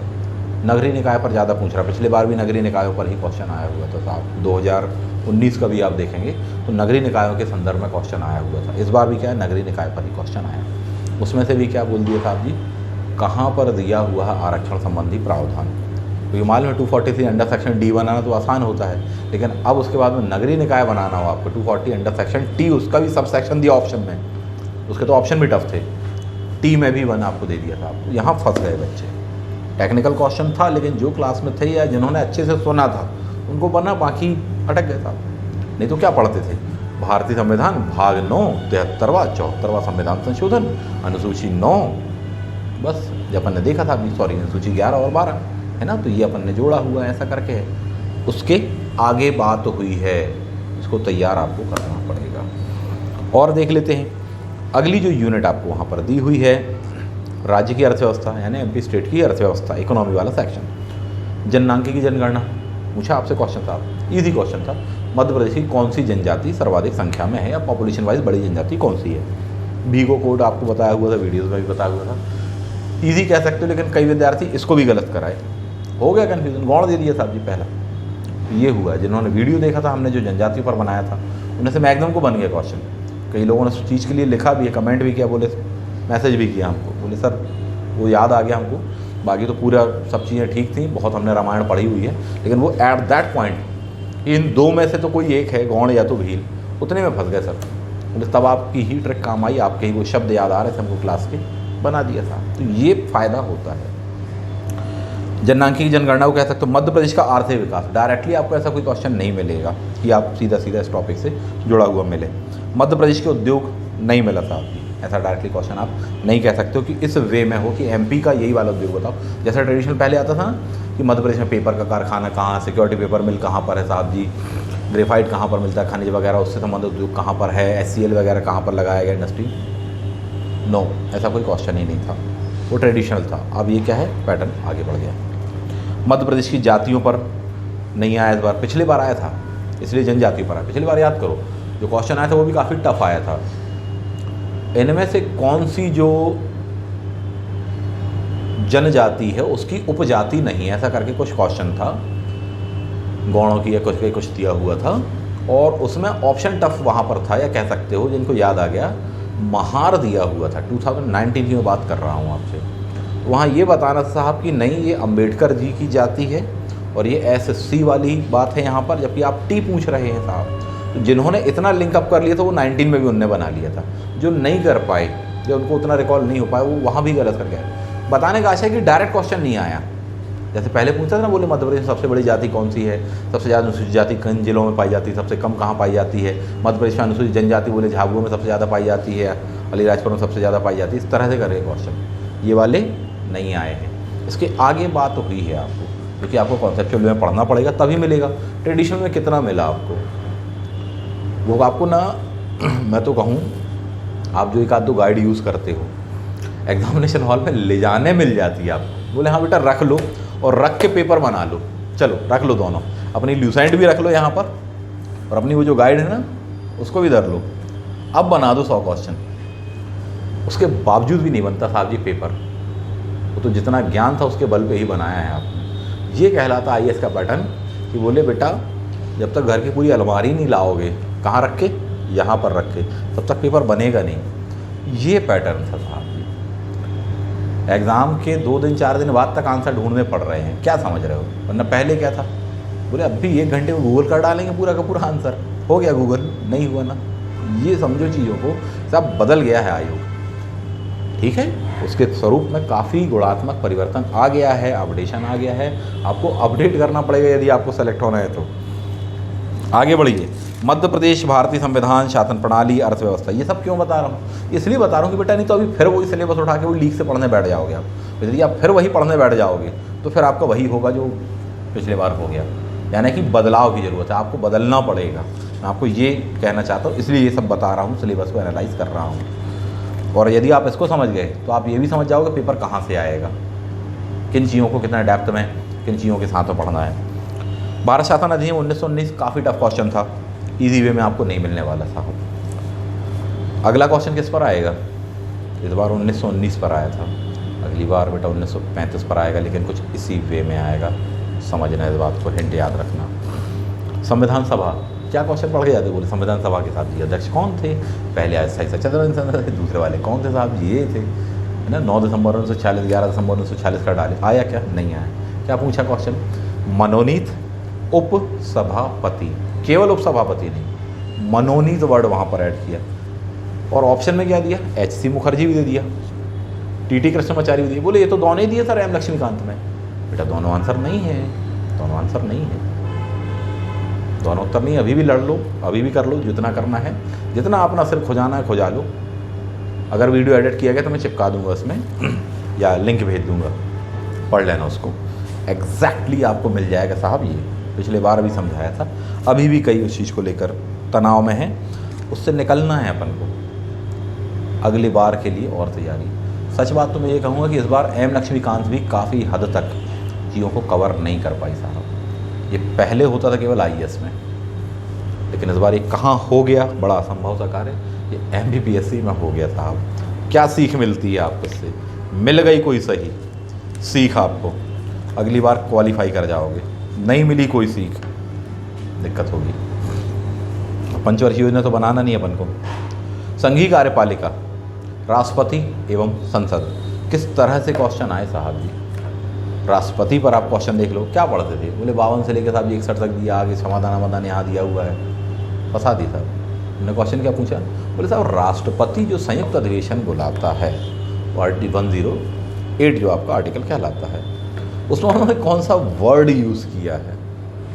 आशय, आदेश, निर्देश, अटका दिया इतने में, मालूम सब था। कभी भी इजी क्वेश्चन होता है, ऑप्शन टफ होता है, ठीक है। ये दो प्रकार के बनते हैं question, easy question, option tough. जबकि इसका उल्टा कर दो, क्वेश्चन टफ, ऑप्शन इजी। नहीं समझ में आया दोबारा सुनो, काम आएगा अगली बार। जब भी क्वेश्चन को आप पढ़ें और लगे कि हाँ भारतीय संविधान के बारे में पूछा है, आर्टिकल के बारे में, 108 के बारे में पूछा है, हाँ ये हमको मालूम है, लेकिन ऑप्शन देखते ही से चकरा जाए अपन, वो क्या कहलाता है? क्वेश्चन तो सरल था, लेकिन ऑप्शन क्या था? टफ। आरक्षण के बारे में पूछा, जन नगरीय निकायों के संदर्भ में, बोले हाँ ये पढ़ा हुआ हमने 74वां संविधान संशोधन और ये सब, लेकिन जैसे ही आपने ऑप्शन देखा, बोले 2 अंडर सेक्शन, जो आपने देखा साहब 243 अंडर सेक्शन टी, उसका भी अंडर सेक्शन, इतने में भटक गए। इसके क्या टफ थे? क्वेश्चन टफ नहीं था, इसका ऑप्शन टफ था। क्लियर? और भी ऐसे ही पूछा, निर्वाचन आयोग कब बना था साहब जी, या मानवाधिकार आयोग के संदर्भ में और भी क्वेश्चन थे।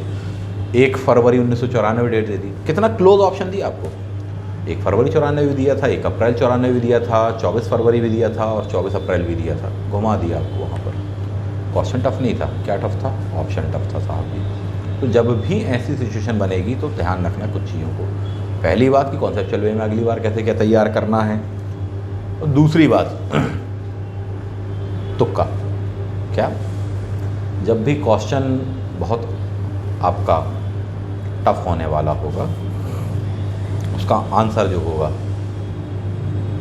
कभी भी ऑप्शंस पर जाइएगा, वहाँ पर डी देख लेना एक बार, या सी और डी में से होता है, सीधी बात करना। जबकि बहुत ही इजी वे में आपका आ गया है साहब जी, ठीक है, परिचित वाले पूरे के पूरे आ गए हैं, वहाँ देखना ए और बी में से होता है ना।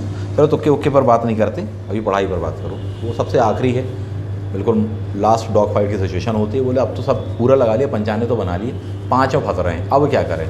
तो सिर्फ वो 5 के लिए होता है बेटा, अभी अपन यहाँ 95 पर बात कर रहे हैं ना। आगे बढ़ते हैं। संघीय कार्यपालिका, राष्ट्रपति देख लो आप किस तरह का आया, इसका मतलब आपको डिटेल में पढ़ना पड़ेगा। संसद के बारे में साहब जी क्वेश्चन आया, नागरिकों का मौलिक अधिकार 24 वाला आप कह सकते हो, लेकिन उसमें भी क्या था? टफ था। पहले क्या आता था?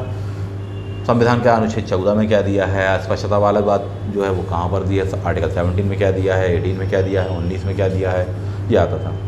24 में क्या दिया, ये आता था। लेकिन इस बार क्या आया? आर्टिकल 24 में जो बाल श्रम उन्मूलन दिया है, उसमें एग्जैक्टली क्या वर्ड यूज़ किया, उसका मीनिंग क्या है, ऐसा क्वेश्चन नहीं आया कभी एमपीपीएससी में।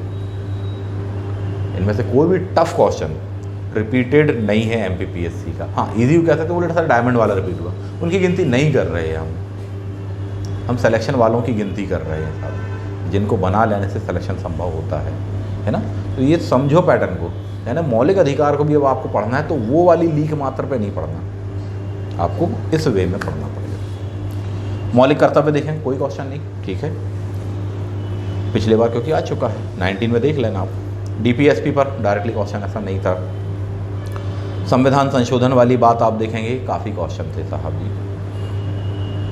24वां संविधान संशोधन, 71वां संविधान संशोधन, 42वां संविधान संशोधन, 104 संविधान संशोधन, यानी लगभग 4 संविधान संशोधन पूछे हैं आपसे 3 क्वेश्चंस में, डायरेक्टली इनडायरेक्टली। सिर्फ इतने में से उन्होंने कितने क्वेश्चन पूछे दिए आपसे, ये तो ये मैं कह रहा हूँ आपसे कि ये इम्बैलेंस है थोड़ी सा। यानी पता चला आप सोच के जा रहे हैं कि 10 यूनिट के भी सब सेक्शन 10 हैं, सबसे एक एक क्वेश्चन आएगा, तो ऐसा नहीं हुआ है। किसी एक से 3 क्वेश्चन है और बाकी 9 से पता चला कि एक एक क्वेश्चन भी नहीं है। इसकी भी तैयारी रखना है। ये सिलेबस को आपके ब्रॉड डायमेंशन देता है, बड़ा कर देता है, इस बात को ध्यान रखना। सर्वोच्च न्यायालय, कितना शानदार क्वेश्चन पूछा था अब आपसे, सर्वोच्च न्यायालय को ऐड कर दिया निर्वाचन आयोग के साथ में। या सर्वोच्च न्यायालय के संदर्भ में भी आपके 2 क्वेश्चन मिलेंगे। निर्वाचन आयोग जो होते हैं उनको इससे संबंधित वेतन मिलता है, इनके बराबर मिलता है, अपना त्यागपत्र वाली बात, तो निर्वाचन आयोग के साथ में कंपैरिजन करके दिया है। एक और क्वेश्चन आया हुआ था आपका सर्वोच्च न्यायालय के संदर्भ में अपन देखें तो आसान वाला भी कह सकते हो। भारतीय अर्थव्यवस्था औद्योगिक विकास, डायरेक्टली ऐसा कोई क्वेश्चन नहीं मिला आपको साहब जी कि आप उसको डायरेक्टली लो। करंट वाला था, नीली अर्थव्यवस्था, वो करंट के कारण है इकोनॉमी का, है ना, तो वहाँ से क्वेश्चन था वो। विदेश व्यापार, आयात निर्यात वगैरह वाली बात कही गई है, इस पर क्वेश्चन नहीं था ऐसा। पहले क्या आता था विदेश व्यापार में, क्या पढ़ के जाते थे, यही कि भारत का सबसे ज़्यादा निर्यात किस देश को होता है, सबसे ज़्यादा आयात किस देश से करता है, यही सब पढ़ के जाते थे ना। नहीं आया साहब, ऐसा कुछ भी नहीं आया आपका। मेरा बार बार उद्देश्य है, मैं टफ क्वेश्चन को उठा रहा हूँ, इजी क्वेश्चन को इस संदर्भ में नहीं बता रहा हूँ, नहीं तो कहो कि सर वो आपने पन्ना वाली बात नहीं उठाई। अरे ज़रूरत नहीं है उस क्वेश्चन को उठाने की, है ना, समय क्यों आपका। और आगे बढ़ते हैं, वित्तीय संस्थाएं, आरबीआई, कितना टफ क्वेश्चन था कि साहब कौन सी ऐसी फाइनेंशियल स्टेबिलिटी डेवलपमेंट कमेटी बनती है, वित्तीय क्षेत्र मूल्यांकन कमेटी है या समिति है, उसमें सह अध्यक्षता कौन करते हैं। नहीं तो पहले क्या पढ़ के जा रहे थे, आरबीआई की स्थापना कब हुई साहब, जो 1935 में हुई साहब, उसका राष्ट्रीयकरण कब हुआ, 1949 में हुआ है, पहले गवर्नर ये थे ऑसबर्न स्मिथ, जबकि आज़ादी के समय गवर्नर ये थे। इसी टाइप का पढ़ते। आरबीआई का एक्ट कब का कहलाता, 1949 का कहलाता, उसके कार्य क्या होते हैं साहब जी, बैंकों का बैंक होता साहब जी, सरकार का मित्र होता, सुझाव देना, ये करना वो करना। क्या आया क्वेश्चन, 2010 और 2015 का करंट अपडेट करके आपसे अभी पूछ लिया, अटका दिया। कैसे, 2010 की कहलाती वित्तीय क्षेत्र मूल्यांकन समिति साहब जी, वो करंट में अभी चर्चा में थी पिछले 1-2 साल से, ठीक है, कि मोदी जी ने इस चीज़ को लेकर बयान भी दिया था। बोले साहब सभी जितने भी विभाग हैं, संस्थान हैं या डिपार्टमेंट्स हैं, सभी मिलजुल कर काम करेंगे ताकि किसी प्रकार का डिस्टर्बेंस ना हो, उसके कारण लेट लतीफ़ी होती है। पता चला सड़क बनानी है लेकिन रेलवे ब्रिज के नीचे से गुजरनी, तो अब रेलवे से अनुमति लो। बोले नहीं ऐसा ना हो, सब आपस में क्या करें, कोऑर्डिनेशन करें, समन्वय करें। तो वहाँ का क्वेश्चन था। 2015 में बनाई थी साहब जी मॉनिटरिंग कमेटी, उसका लोकतांत्रिकरण किया था। पहले केवल आरबीआई गवर्नर होता था, बाद में हमने जो हमारी अस्थायी कार्यपालिका है, मंत्रिमंडल से ही मेंबर को, वित्त मंत्री महोदय को शामिल किया था। तो ये जो चीज़ हम देख रहे हैं, ये वहाँ 2 को इंटरलेट किया साहब करंट से। इसका मतलब ये है कि आपको एक अच्छा न्यूज़पेपर पढ़ना पड़ेगा, और हिंदी मीडियम वालों को यहाँ पर दिक्कत होगी। अच्छा न्यूज़पेपर यदि हिंदी मीडियम के संदर्भ में बोले तो वही पढ़ते हो, अब मैं नाम नहीं लूँगा, जो डेली आपके घर में सुबह सुबह सूरज निकलते ही से आ जाता है, नहीं आएगा काम आएंगे आपको 2 से 3 न्यूज़पेपर बता देता हूँ, डेली ही पढ़ना पड़ेगा, और उसका रजिस्टर अलग बना लेना अगर सेलेक्ट होना है आपको। अभी भी कह रहा हूँ, या तो द हिंदू पढ़ना पड़ेगा आपको, या तो इंडियन एक्सप्रेस पढ़ना पड़ेगा। तो यदि हिंदी में आप पढ़ना चाहते हो तो जनसत्ता आप चाहो तो देख सकते हो, लेकिन वो उतनी बराबरी नहीं कर पाता, उतना अपडेशन नहीं मिलता आपको देखने को। नव भारत टाइम्स यदि हिंदी में देख सकते हो तो उसको कर सकते हो, पर उसमें बाकी मनोरंजन परक थोड़ी सा ज़्यादा होता है, एग्ज़ाम ओरिएंटेड कम होता है। ये चीज़ें आप देख सकते हो, है ना।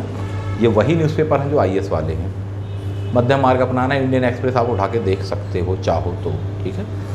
आगे बढ़ते हैं, विज्ञान एवं पर्यावरण, विज्ञान के मौलिक सिद्धांत। अच्छे क्वेश्चन आए साहब जी, क्या पढ़ के गए थे, गति, बल, ऊर्जा, वेलोसिटी, आया क्या, जेनेटिक्स, उसमें से भी क्या आया, कथन कारण में आया, अटका दिया था। 4 में से कौन सा कथन सही है, जिनका साइंस बैकग्राउंड नहीं है वो 4 में से 2 कथन तो बता नहीं पा रहे कि सही कौन सा है, इतनी बुरी हालत है।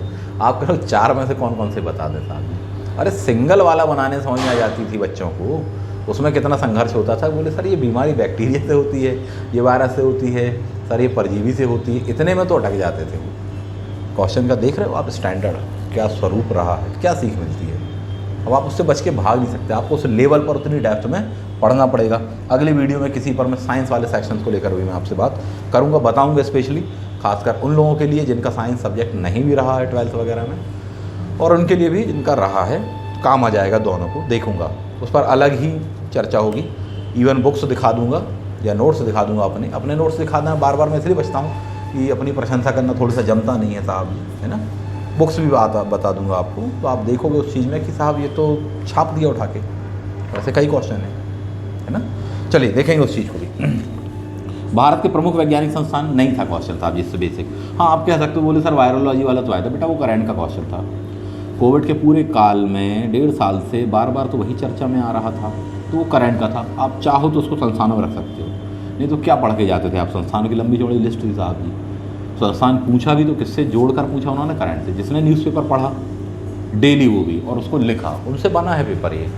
जिन्होंने न्यूज़पेपर नहीं पढ़ते थे, डेली नहीं पढ़ते थे या ऐसे ही वाला पढ़ लेते थे, वो जिसमें आता ना बोले आज यहाँ पर पुलिया बंद रहेगी, आज वहाँ पर साहब नल नहीं आएंगे, इस टाइप के जो न्यूज़पेपर पढ़ के जाते हो, नहीं आया उनका काम सारा। क्वेश्चन पेपर अलग ही लेवल पर था। सचेत हो जाओ, ये IAS का पैटर्न कहलाता है। और यदि मेरी बात मान गए, जो मैं कह रहा हूँ वो समझ में आ गया तो बेटा निकाल लोगे, वरना फिर दोहरा रहा हूँ, अगले 4 महीने में इस प्रकार का पेपर बनाना अकेले आपके लिए संभव नहीं है। ठीक है। उपलब्धियाँ पूछा आपसे, उपग्रह एवं अंतरिक्ष प्रौद्योगिकी। आप कह सकते हो कि अंतरिक्ष प्रौद्योगिकी पर क्वेश्चन आया था, नहीं था, वो करंट का क्वेश्चन था, है ना। कि पूछ रहे साहब जी इसरो के रोबोट का नाम या उसके द्वारा जो किया गया है व्योम मित्र वगैरह बोल रहे हो, व्योम बोल रहे होंगे, वो करंट का क्वेश्चन था, ना केवल इसका। जी तो अंतरिक्ष प्रौद्योगिकी क्या पढ़ते हो? भारतीय अंतरिक्ष विभाग कब बना था? 15 अगस्त 1969 को बना था। बेसिक सी चीज़ें, पहला अपना साहब जी PSLV कौन सा था, कैसा क्या नहीं आया, कुछ नहीं आया ट्रेडिशनल टाइप का। मतलब आप अपनी लूसेंट भी वहाँ लेके गए होते ना तो आपको नहीं मिलता साहब जी, करंट के साथ में मिल जाता। हालांकि वो ज़्यादा टफ क्वेश्चन नहीं था, मिड रेंज पे रख सकते हो या ईजी पे भी रख सकते हो आप उसको। बोले सर ये तो हमने बहुत आसानी से पढ़ा था, करंट में पढ़ा था ना, बेसिक में नहीं पढ़ा था आपने। पर्यावरण एवं जैव विविधता पर आप डायरेक्टली नहीं कह सकते कि क्वेश्चन ऐसा कुछ था, इस तरह से आता था। हाँ, इकोसिस्टम पर आप कह सकते हो। इकोसिस्टम में आपसे स्पेशली पूछ रहे, बोले पिरामिड कैसा बनता है। कई लोग उसी को उल्टा और सीधा करते रहे साहब जी 3-4 दिनों तक, है ना। तो ये आपको पढ़ना पड़ेगा डेप्थ में। पोषण, आहार एवं पोषक तत्व, डायरेक्टली क्वेश्चन नहीं था। हाँ, आप कहोगे मोनोसोडियम ग्लूटामेट वाली बात, वो करंट का क्वेश्चन था साहब जी। उस चीज़ को लेकर काफ़ी चर्चा में रहा। न्यूज़पेपर जो पढ़ रहे थे उनको डेली 2-4-10 दिन तक पढ़ने के लिए मिला साहब जी। आर्टिकल पढ़ते थे उसके तो उनको मिला, है ना। बाकी नहीं तो ऐसे आप नहीं पढ़ते ही नहीं है बच्चे पोषण वोषण वाला। बोले सर इससे ये मिलता है, उससे वो मिलता है, मांसाहारी वाले ये खा लें, शाकाहारी वाले ये खा लें। वही पढ़ते हो आप, वही लंबी चौड़ी लिस्ट, क्या आया उसमें से, है ना। सोयाबीन बोले साहब 45% होता है प्रोटीन की मात्रा, बोले मछली में उससे कम होता है, ये सब पढ़ते हो, नहीं आया उस चीज़। सोयाबीन गायब रहा, सोच लीजिए आप, हमेशा का पेटेंट क्वेश्चन। और उसमें ये पूछा भी, बोलते मध्य प्रदेश में, बोले साहब जी कौन सी ऐसी फेमस क्रॉप्स कहलाएगी मध्य प्रदेश की प्रमुख, सोयाबीन ऑप्शन में नहीं मिल रहा है। प्लस अगेन कैश क्रॉप्स वाली बात पूछ दी आपसे, कौन सी नहीं है तो पूछा ही नहीं है, नहीं है, टफ होता है। मानव शरीर संरचना पूछ रहे साहब जी कितनी कपाल तंत्रिकाएं करके होती हैं, कितने बार पढ़ते हो आप, कहाँ पढ़ते हो आप, ढूंढ लेना अपनी लूसेंट जरा अच्छे से, बताना फिर। 12 नेक्स्ट वन, कृषि उत्पाद तकनीक पर डायरेक्टली कोई ऐसा क्वेश्चन आप नहीं कह सकते हो कि हाँ इस पर आया। फूड प्रोसेसिंग पर भी ऐसा डायरेक्टली क्वेश्चन नहीं मिलेगा आपको। स्वास्थ्य नीति, स्वास्थ्य कार्यक्रम वगैरह, हाँ आप कह सकते हो कि एक योजना आई थी, पर वो बेसिक वाली नहीं थी, करंट वाली सर, जननी सुरक्षा वगैरह योजना के संदर्भ में आप कहेंगे, है ना। प्रदूषण, प्राकृतिक आपदाएं वगैरह, प्रदूषण पर था आपका क्वेश्चन, थोड़ी सा इनडायरेक्ट वे में आप कह सकते हो, है ना। प्राकृतिक आपदाएं, आपदा प्रबंधन, इन पर क्वेश्चन, एक क्वेश्चन को आप रख सकते हो उस चीज़ में, वहाँ पर ईजी थे, लेकिन वो कोई इतना बड़ा टफ क्वेश्चन नहीं था कि बहुत काउंटेबल हो, वो बना लिया होगा आपने यदि आप एक गंभीर विद्यार्थी हैं तो। 8वां था अंतर्राष्ट्रीय समसामयिक घटनाएं। यूनिट देखने में तो ये छोटी सी लगती है, पर ये बहुत बड़ी यूनिट है साहब। करंट अफेयर मतलब जितना GS है उससे बड़ा अकेला करंट अफेयर्स है, इतना ब्रॉड होता है, इतना विशालकाय होता है। कम से कम 2 न्यूज़पेपर पढ़ने चाहिए अकॉर्डिंग टू मी, है ना। खैर, एक पढ़ लो, अच्छा वाला पढ़ लो, अच्छे से पढ़ लो, ठीक है। IAS देना है, 2 न्यूज़पेपर लेकर चलिएगा, कम से कम 2। फ़ायदा होता है उसका, क्या फ़ायदा होता है उसका? फ़ायदा ये होता है कि कई बार क्या होता है कि कोई एक चीज़ आपके सामने आई पढ़ने के लिए, ठीक है, उसको आपने पढ़ा तो सीधा जिस वे में आपके सामने आया, जिस लैंग्वेज में लिख के आया, तो आपको वो उतनी घर नहीं कर पाती बात कई बार। लेकिन जब वही वाली सेम यूज़ आप दूसरे न्यूज़पेपर में पढ़ रहे हो तो फिर आप देखते हो कि साहब यही वाली चीज़ तो लगभग उसमें आई थी, लेकिन इसमें उससे संबंधित जो प्रस्तुतिकरण है, डिक्लेरेशन है, डिस्क्रिप्शन है, वो थोड़ी सा एक ऐसे वे में होता है कि वो आपके दिमाग में थोड़ी सी घर करती है। तो कई बार पहला न्यूज़पेपर बस में तो अपन उसको पढ़ के जनरली निकल गए थे, लेकिन जैसे अपन ने दूसरे वाले में भी इसको पढ़ा तो पर वो चीज़, और इसका मतलब है कि वो दोनों में दिया नहीं बेटा मोस्ट इम्पॉर्टेंट है, और फिर वो ये फ़ायदा होता है। पर वही बात है कि समय तो लगाना पड़ेगा, वही आपकी दौलत है, वही आपकी पूंजी है साहब, वही आपकी मेहनत है, और वही आपके पास में है भी। चाहे आप सुपर रिच हों या रिच कैटेगरी में आते हो, चाहे आप बिल्कुल विपन्न परिवार से भी आते हो, आपके पास में सबसे बड़ी दौलत क्या है? आपका समय और मेहनत ही तो है जिस पर आप दाव खेल सकते हो। आगे बढ़ते हैं। इसमें बहुत क्वेश्चन थे, डायरेक्टली क्वेश्चन भी थे और इनडायरेक्टली क्वेश्चन थे। इसका मतलब हमको इस पर अलर्ट होना पड़ेगा। महत्वपूर्ण व्यक्ति एवं स्थान पर मैंने कैलाश सत्यार्थी जी को यहाँ पर रखा हुआ था, क्योंकि वो नेशनल और इंटरनेशनल लेवल की पर्सनालिटी, आप उसको एमपी बस में नहीं रख सकते। ठीक है, क्वेश्चन ईजी था, अपन बार बार पढ़ते हैं, 2014 में इनको नोबेल मिला था, ये सब बातें ठीक है, ईजी था। अगली बार के लिए ऐसा ना हो कि कोई और क्वेश्चन पूछ दे, है ना। तो महत्वपूर्ण व्यक्ति एवं स्थान, फिर तो फ्रैंक एंथोनी को भी आप यहाँ पर रख सकते हो, बोले आया था साहब जी, महत्वपूर्ण व्यक्ति एवं स्थान, है ना। भूरी बाई को भी फिर आप यहाँ पर रख सकते हो। तो ये चीज़ें बनेंगी, देख लीजिएगा आपने उसको किस वे में देखा हुआ है। महत्वपूर्ण घटनाएं तो ये तो बहुत ही ब्रॉड है साहब जी, बहुत क्वेश्चन आ रहे हैं। भारत एवं मध्य प्रदेश की प्रमुख खेल संस्थाएं करके आपको दिया हुआ है, भारत और मध्य प्रदेश की। 8वें नंबर की यूनिट में आप 10 क्वेश्चन देख सकते हैं, इसमें से आए हुए हैं। खेल संस्थाओं में भी आपको डायरेक्टली नहीं पूछा, अवार्ड दे दिए, बोले साहब इनमें से कौन सा मध्य प्रदेश शासन के द्वारा खेल प्रशिक्षक होंगे। ऑप्शन ए इतना आसान दिए कि आप वहीं पर लालच में आ गए। ऑप्शन डी तक तो कहीं पहुँचे ही नहीं विद्वान, और जो ऑप्शन डी तक नहीं पहुँचे उनके वो क्वेश्चन गलत हुए साहब जी, कि आपसे द्रोणाचार्य नहीं पूछ रहा है, वो आपसे मध्य प्रदेश का पूछ रहा है, वहाँ पहुँचना चाहिए था। ठीक, और भी खेल संस्थाएं देखें तो हाँ कुछ क्वेश्चन थे आपके, इजी वाले भी थे। खेल प्रतियोगिताओं के संदर्भ में यदि हम देख लें, पुरस्कार आपसे पूछ लिए गए, तो पुरस्कार को स्पेशली दिया हुआ आपसे क्वेश्चन पूछा। संस्थाओं के बारे में आपका कहाँ लुसाने वाला क्वेश्चन पूछा हुआ था आपसे कि साहब ओलंपिक समिति का मुख्यालय कहाँ, आना ही था। करंट का क्वेश्चन है, 2021 में ओलंपिक हो रहा है, 2020 से चर्चा में है, टोक्यो वाले ओलंपिक चर्चा में है, आना ही था उससे तो क्वेश्चन। इंटरनेशनल ओलंपिक कमेटी के बारे में पूछता, या फिर ये पूछता था जिसके अध्यक्ष कौन है वर्तमान में, कौन से नंबर का ओलंपिक है, 2028 का ओलंपिक कहाँ हुआ था, एक क्वेश्चन तो आना ही था। 2019 में आया भी था, उसके पहले भी लगातार आया है, आगे भी आएगा। अभी मेडलों का आएगा अगली बार, साहब कितने क्या मेडल किस फील्ड में, और वो इतना आसान नहीं होगा। पूछ देगा मीराबाई चानू ने कितने केजी की कैटेगरी में मेडल जीता है, क्या करोगे साहब। भारत कितने साल बाद पुरुष हॉकी के सेमीफाइनल को क्रॉस कर पाया था, पूछ देगा। आईएएस में पूछा गया क्वेश्चन है, इजी क्वेश्चन कह सकते हो हालांकि इसको, या मिड रेंज का। भारत ने अंतिम बार हॉकी का गोल्ड मेडल किस शहर या किस देश के ओलंपिक में जीता था।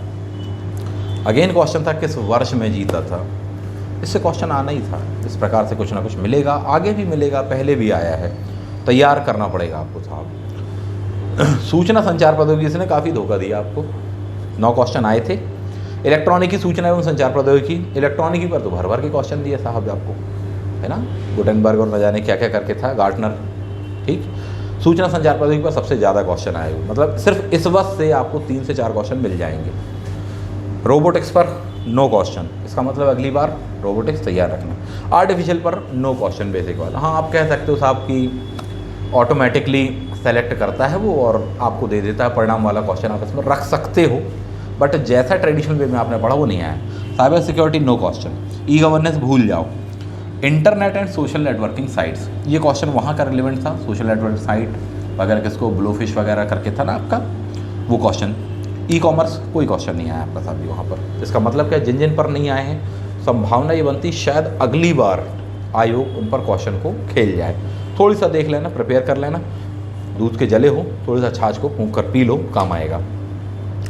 राष्ट्रीय एवं प्रादेशिक संवैधानिक संस्थाएं करके दिया है, भरपूर पूछा था अभी आपसे। 9 क्वेश्चन आए हुए हैं और इसमें से भी आप यदि देखेंगे उठाकर तो मध्य प्रदेश के संदर्भ में क्वेश्चन है। भारत निर्वाचन आयोग क्वेश्चन आया था, लेकिन सिंपल क्वेश्चन नहीं था। कितना टफ क्वेश्चन था, निर्वाचन आयोग का। निर्वाचन आयोग के जो सदस्य होते हैं, अध्यक्ष होते हैं, उनका जो वेतन होता है वो सुप्रीम कोर्ट के जज बोले हाँ जी। दूसरा कोटेशन भी आपको दे दिया, बोले साहब उनकी 665 एज वगैरह होती है, हाँ जी। तीसरा कोटेशन धीमे से ऐड किया, बोले यहाँ पर तो फिसलोगे, केले का छिलका आपके पैर के पास में रख दिया। बोले हाँ, जो निर्वाचन आयुक्त होते हो कभी भी अपना त्यागपत्र उठाकर मुख्य वाले को दे देते हैं। यहाँ कन्फ्यूज़न शुरू हुआ, एकदम से ठिठके बच्चे। बोले ये वाली बात हाँ जी बुलवाए आपसे, ठीक है, ये वही बात होती है साहब की आपको फंसाने वाली बात। ठीक है, तो तीसरा कोटेशन आपको थोड़ी सा ऐड कर दिया वहाँ पर। तो यस के बाद में एकदम से नो, इसमें क्या होता है व्यक्ति की जुबान से धोखे से यस निकल जाता है ना, वही गाना नहीं गाने लगना पुराने ज़माने वाला। तो समझना बात को, इसका मतलब यह है कि क्वेश्चन पेपर के ऑप्शंस को भी जानबूझ के कुछ ऐसा सेट किया जा रहा है ताकि आपका पैर फिसले, आप ललचाएं, आपको प्रथम दृष्टया वो बड़ा आसान सा लगे और हाँ हाँ हाँ कर बैठे हैं आप, और वहाँ गलत हो गया। तो तीसरा कोटेशन गलत था साहब जी। आप अपना रेजिग्नेशन किसको देने वाले हैं? राष्ट्रपति को देने वाले हैं। समझो, साइकोलॉजिकल पेपर भी था। इतना क्यों बता रहा हूँ मैं आपको? कई लोग बड़े टेंशन में हैं, कई लोग बहुत चिंतन मनन में हैं, कई लोग तो पता नहीं किस माहौल में पहुँच गए हैं, अभी 7वीं 8वीं शताब्दी में पहुँच गए हैं। उससे निकलना है अपन को, लौट के अपन को आना है 21वीं शताब्दी में। नवंबर में पेपर देना ही है और बहुत अच्छे से देना है, और इस बार तो इस चैलेंज से देना है कि साहब अब पूछो। पिछली बार तो धोखा हो गया कि साहब ठीक है वैसे ही आता, पढ़ के चले गए। नहीं साहब, अब पूछो आप, अब पूछो आप, अब आप पूछो जहाँ से पूछना है। हम तैयारी कर रहे हैं साहब, तैयारी करके आएंगे, पेपर देंगे और ज़रूर क्वालिफाई करेंगे। अब तो उस वे में आपको तैयार करना साथी, उस तरीके से आपको सोच अपनी विकसित करनी है और बनाना ही है अब तो, और करेंगे अपन, ठीक है, ज़रूर करेंगे। आप आगे बढ़ जाते हैं। नेक्स्ट वन, राज्य निर्वाचन आयोग। क्वेश्चन पूछा कि नहीं पूछा आप लोगों से? पूछा साहब इस बारे में। किस तरह का क्वेश्चन था? अच्छा क्वेश्चन था ना? संघ लोक सेवा आयोग वगैरह के संदर्भ में डायरेक्टली क्वेश्चन? नो वे। मध्य प्रदेश लोक सेवा आयोग के संदर्भ में है ना? नियंत्रक एवं महालेखा परीक्षक साहब जी, पढ़ते हो कॉन्स्टिट्यूशन में पूछ लिया आपसे आयोग के संदर्भ में उन्होंने। कितने टफ क्वेश्चन थे। रिपोर्ट अपनी इन लेखों की जांच करता संचित निधि, वहीं तक पढ़ के जाते थे। इसके पहले क्या पढ़ा है? क्या के बारे में यही पढ़ा है? बोले साहब आर्टिकल 148 से लेकर 151 तक करिए दिया हुआ है। उसमें से ही विद्वान इतने थे, पिछली बार 2019 बोले हम तो 148 ही पढ़ के जाते थे। क्या यहाँ दिया है? पिछली बार क्या पूछा था आपसे? कर्तव्य पूछे थे, और कई विद्यार्थी उसको गलत करके आए थे। बोले 149 तो हमने कभी उसको इम्पोर्टेंट समझा ही नहीं, ध्यान दिया ही नहीं, या गुजरे भी तो गौर किया ही नहीं कि ऐसा ना हो कि ये पूछ बैठे साहब। बोले इस बार हम देख के जाएंगे 149 कर्तव्य दिए हुए हैं। क्या पूछा? कॉन्सेप्चुअल क्वेश्चन पूछा आपसे साहब। कौन से रिपोर्टों की जांच? क्लियर, संचित निधि। उसके भी आगे बोले राज्य के लेखों इत्यादि स्टॉक वगैरह की जांच, और उसमें से क्या ऐड कर नहीं किया जानबूझ के? बोले राष्ट्रपति वाली अनुमति, पूर्व अनुमति, वो ऐड ही नहीं किया। और उसमें इस तरह से क्वेश्चन का खेल खेला गया है कि उसमें चाहे तो पहला वाला बस सही कह सकते हो, और चाहो तो पहला और दूसरा दोनों भी सही कह सकते हो। आप उसमें चैलेंज नहीं कर पाओगे, ज़्यादा आपको स्पेस नहीं मिलता है। तो समझने वाली बात यहाँ पर ये है कि साहब किस वे में क्वेश्चन को पूछा गया है साहब, ठीक। तो ना केवल वो लक्ष्मीकांत वगैरह में से अपन ने पढ़ा होता अच्छे से, बल्कि वो याद भी होना चाहिए था। और इससे ये भी आपको समझ में आता है साहब कि कुछ कोर टॉपिक्स हैं, निर्वाचन हो गया, कैग वगैरह हो गया, नीति आयोग हो गया, इनसे तो क्वेश्चन आने ही हैं, है ना। नीति आयोग इजी क्वेश्चन कह सकते हो आप उसका, कि बोले हाँ पहले वाले कौन थे, लेकिन अभी वाले नहीं पूछे उन्होंने। जिसमें करंट का अभी पूछना था, अपन जो पढ़ गए थे ना अपनी 50 रुपये वाली करंट अफेयर्स की बुक्स, जिसमें लिस्ट वाइज दिया रहता है, 1 लाइन फैक्ट, कोई कटे हाथ मरे हुए हाथ टाइप के। उसमें अभी वाले वर्तमान में ये हैं, CEO ये हैं, उपाध्यक्ष ये हैं, और प्रधानमंत्री तो होते ही हैं साहब जी, अध्यक्ष गायब, पुराना दे दिए साहब जी। और उसके साथ में जो ऑप्शन दिए वो इतने क्लोज थे कि कन्फ्यूज़न हो गया, बोले इनको पढ़ा हमने कि इनको पढ़ा है। कई वो भी गलत करके आए हैं विद्वान। मानवाधिकार आयोग, डेट ही पूछ बैठा साहब जी आपसे, किस डेट को, कौन कमेटी में शामिल होता, कुछ इस तरह से क्वेश्चन, तो ये आपको देखने को मिला। महिला आयोग नो क्वेश्चन, बाल संरक्षण नो क्वेश्चन, अनुसूचित जाति जनजाति आयोग कोई ऐसा क्वेश्चन नहीं था डायरेक्टली, ना उसकी डेट वगैरह ना कुछ, जबकि चर्चा में था साहब वो। पिछड़ा वर्ग आयोग नहीं था क्वेश्चन, जबकि सबसे ज़्यादा चर्चा में था। NCBC वगैरह नया बना है ना, अब कब काम आएगा वो आपको अगला। इस पर पूरी हमने सीरीज़ बनाई थी, उसको देख लेना नवंबर के पहले कम से कम 10-10 बार। कितने बार कहा हमने? 10-10 बार देख लेना, क्योंकि उसमें सैकड़ों बातें कही हैं हमने उस 20 मिनट के वीडियो में। उन सैकड़ों बातों को पचाने में आपको समय लग जाएगा, तो देख लेना अच्छे से। और जिन्होंने इस पर 7 क्वेश्चन आए थे समथिंग आयोग पर, हम कह सकते हैं 9 क्वेश्चन कह सकते हो आप, जिन्होंने उसको देखा था उन वीडियोस को, वो 9 में से 8 क्वेश्चन तो सही बना के आए, सबसे अच्छी बात है। और कई ने तो 9 के 9 बना दिए। बोले सर हमने वो वीडियो देखा था बहुत अच्छे से, कई बार सुना था, इवन रिवाइज़ करके गए थे हम वीडियो आपका, तो हमको बन गया आयोग वाले। बाकी तो नहीं तो इतिहास भूगोल ही पढ़ते रह गए। ये भी सीखने वाली बात है कि आपको अपनी एनर्जी और समय कहाँ लगाना है। इतिहास भूगोल इतने विशाल है बेटा, कितना पढ़ लोगे। बेसिक चीज़ें पढ़ो बिल्कुल सिक्वेंसली, कोई चीज़ छोड़े बिना, लेकिन उसके लिए 10-10 इकट्ठा मत कर लेना। जबकि ये बिल्कुल सिंपल सा था आपका आयोग वाला। गिने चुने 10 टॉपिक है। आप एंशियंट हिस्ट्री पढ़ने बैठोगे 50 टॉपिक है, मिडिवल में 50 टॉपिक है, मॉडर्न में साहब जी 60-70 टॉपिक है। वहाँ 70 टॉपिक में से या कह लो कि 180 टॉपिक तीनों का मिला रहा है, एंशियंट, मिडिवल, मॉडर्न, उसमें से 5 क्वेश्चन आ रहे हैं, 4 क्वेश्चन आ रहे हैं। यहाँ इन 15 टॉपिक में से 9 क्वेश्चन, 10 क्वेश्चन आ रहे हैं। इसको पढ़ने में कम समय लगेगा। आपको अपनी ऊर्जा किस पर लगानी थी? इस पर लगानी थी जो आपने अपनी ऊर्जा और समय कीमती वहाँ खर्च कर बैठे। उसको मैनेज करना, मैनेजमेंट इसका लाना। बच्चे क्या होते हैं, इतिहास भूगोल में थोड़ी सा ज़्यादा ही मन लग जाता है, समझ में भी आता है, सोचते हैं हाँ और तो दलदल में नहीं घुस जाना। और उसके बाद भी इतिहास का बना कौन छोटे छोटे से गणराज्य हैं, उसको एक जनरल वे में पढ़ लो कि हाँ बेसिक क्वेश्चन अपन नहीं करेंगे, गलत बताया था इस वीडियो में, हमने बनाया हुआ है कि यदि आपके ये प्रश्न गलत हैं तब भी आप सेलेक्ट होंगे, तो ज़रूर देखें बेटा, बहुत काम का है। और हमारे वीडियो तो कम से कम 2-2, 4-4 बार देख लेना, कम से कम कह रहा हूँ, तब आप समझोगे कि साहब हर बार जब वीडियो देखोगे ना बोले अच्छा पिछले बार हमने तो इस चीज़ पर गौर ही नहीं किया, ये भी बताया था सर ने, ये तो और भी महत्वपूर्ण बात है। ऐसा होगा आपके साथ, तो समझो उस बात को, आप ही के लिए तो है साहब जी, है ना। नेक्स्ट वन, सूचना आयोग, कोई डायरेक्टली ऐसा क्वेश्चन नहीं कह सकते हो। सतर्कता आयोग कोई क्वेश्चन नहीं था, हरित न्यायाधिकरण था साहब जी, लेकिन लीग से हटके, बिल्कुल ट्रेडिशनल वे से हटके। क्या पढ़ के जाते? बोले कब बना एनजीटी? बोले 2010 में बना साहब जी। मुख्यालय कहाँ? बोले दिल्ली में है। 4 पीठ है, कहाँ पर नहीं है? बोले मुंबई में नहीं है, पुणे में है। यही पढ़ के जाते ना।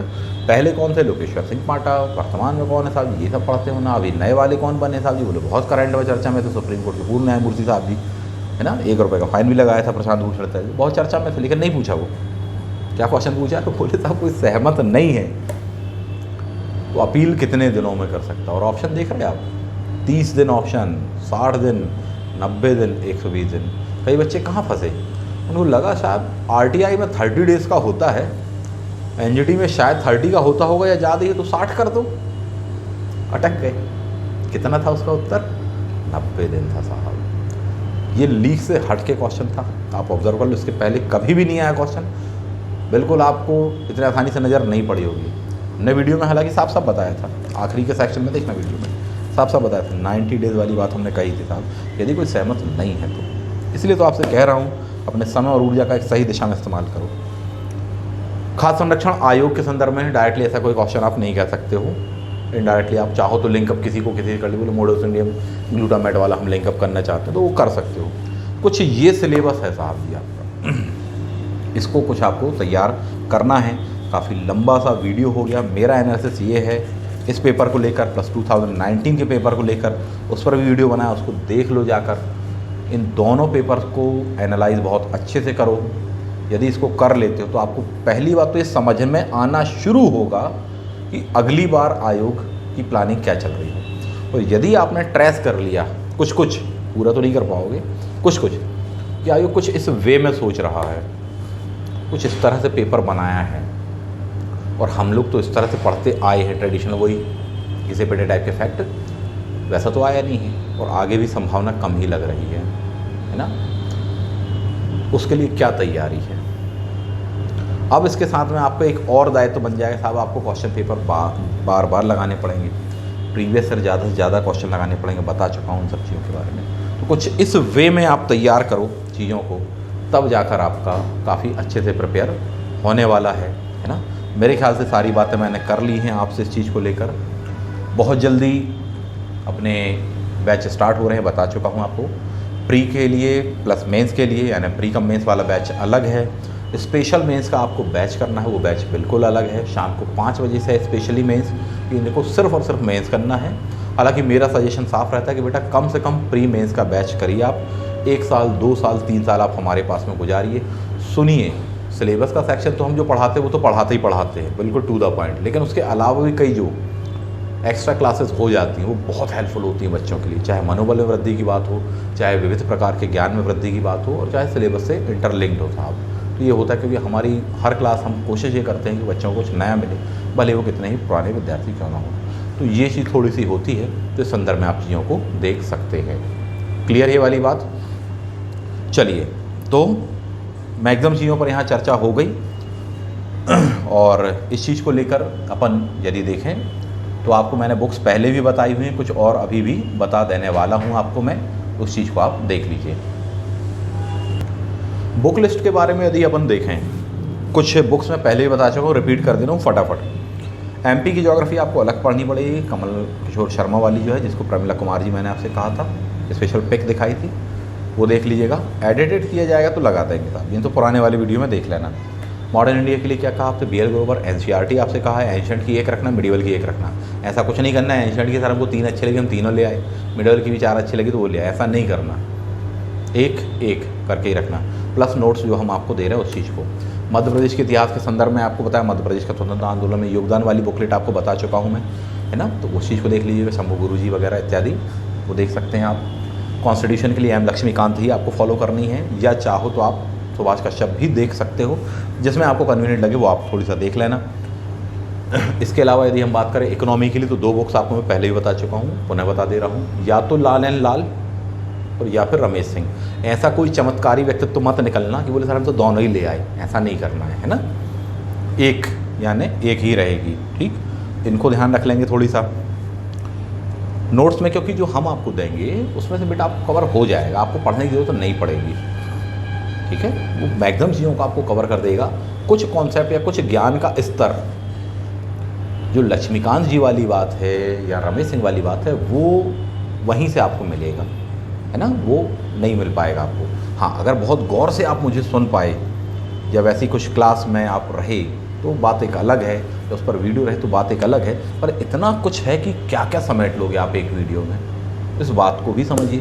प्रीवियस ईयर क्वेश्चन पेपर भी आपको लगाना है साहब जी, टॉपिक वाइज वाला ले लेना है आपको, है ना। समय समय पर इस पर और भी सीरीज़ आएंगी, उसमें भी हम आपको बताएंगे, तो उस चीज़ को आप देख लीजिएगा। इकोनॉमी वाली बात, वैसे तो सेक्शन कम है साहब, पर स्पेशली आप देखें तो आप चाहें तो एक आप कोई बुक प्रेफर कर सकते हैं। उतना भी नहीं करना चाहते हो आप तो करंट अपडेट करो आप अपना, करंट अफेयर्स बहुत अच्छा होना चाहिए, खासकर इकोनॉमी के संदर्भ में। विज्ञान पर्यावरण वाली बात आपसे कही है।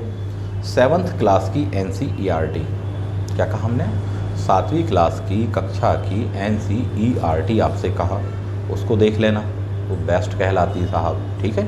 और भी 1-2 हैं, बट ज़्यादा ही मोटी किताबों वाली बात हो जाएगी इसलिए नहीं बता रहा हूँ ना। IAS में पढ़ते हैं एक्चुअली ये सब चीज़ें हम, या पढ़ाते हैं, इसमें आपको मैक्सिमम चीज़ें मिलेंगी, सब कुछ नहीं मिलेगा क्योंकि उनके बुक्स का कंटेंट अलग से वे में चलता है, और आपके सिलेबस बहुत कुछ इकट्ठा कर दिया है आपके यहाँ पर, है ना, तो ये चीज़ ध्यान रखिएगा।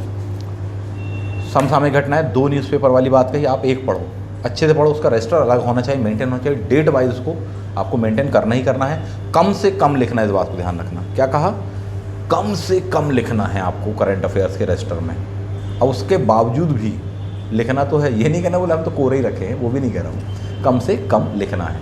कहने का आशय है कि कई बार आपको लगेगा पेपर पढ़ने में हमें तो लग रहा पूरा पेपर छाप डालें, ऐसा नहीं करना है आपको। बहुत ही अच्छे से पढ़ने के बाद में पेपर को पहली बार मार्क करते हुए पढ़ना, इंपॉर्टेंट पॉइंट्स को मार्क करते करना, पेनों से गोला वगैरह बनाना, जितनी टेक्निक्स मैंने पहले बताई हैं, है ना, 2 डिफरेंट कलर के पेन यूज़ कर लेना, उसको पूरा कर लेने के बाद में, यानी पेज नंबर 1 से लेकर 14, 15, 16, 18, 20 जो भी पेज है पूरा न्यूज़पेपर पढ़ लेने के बाद में फिर दोबारा आना, ठीक, 5 मिनट के लिए, 10 मिनट के लिए।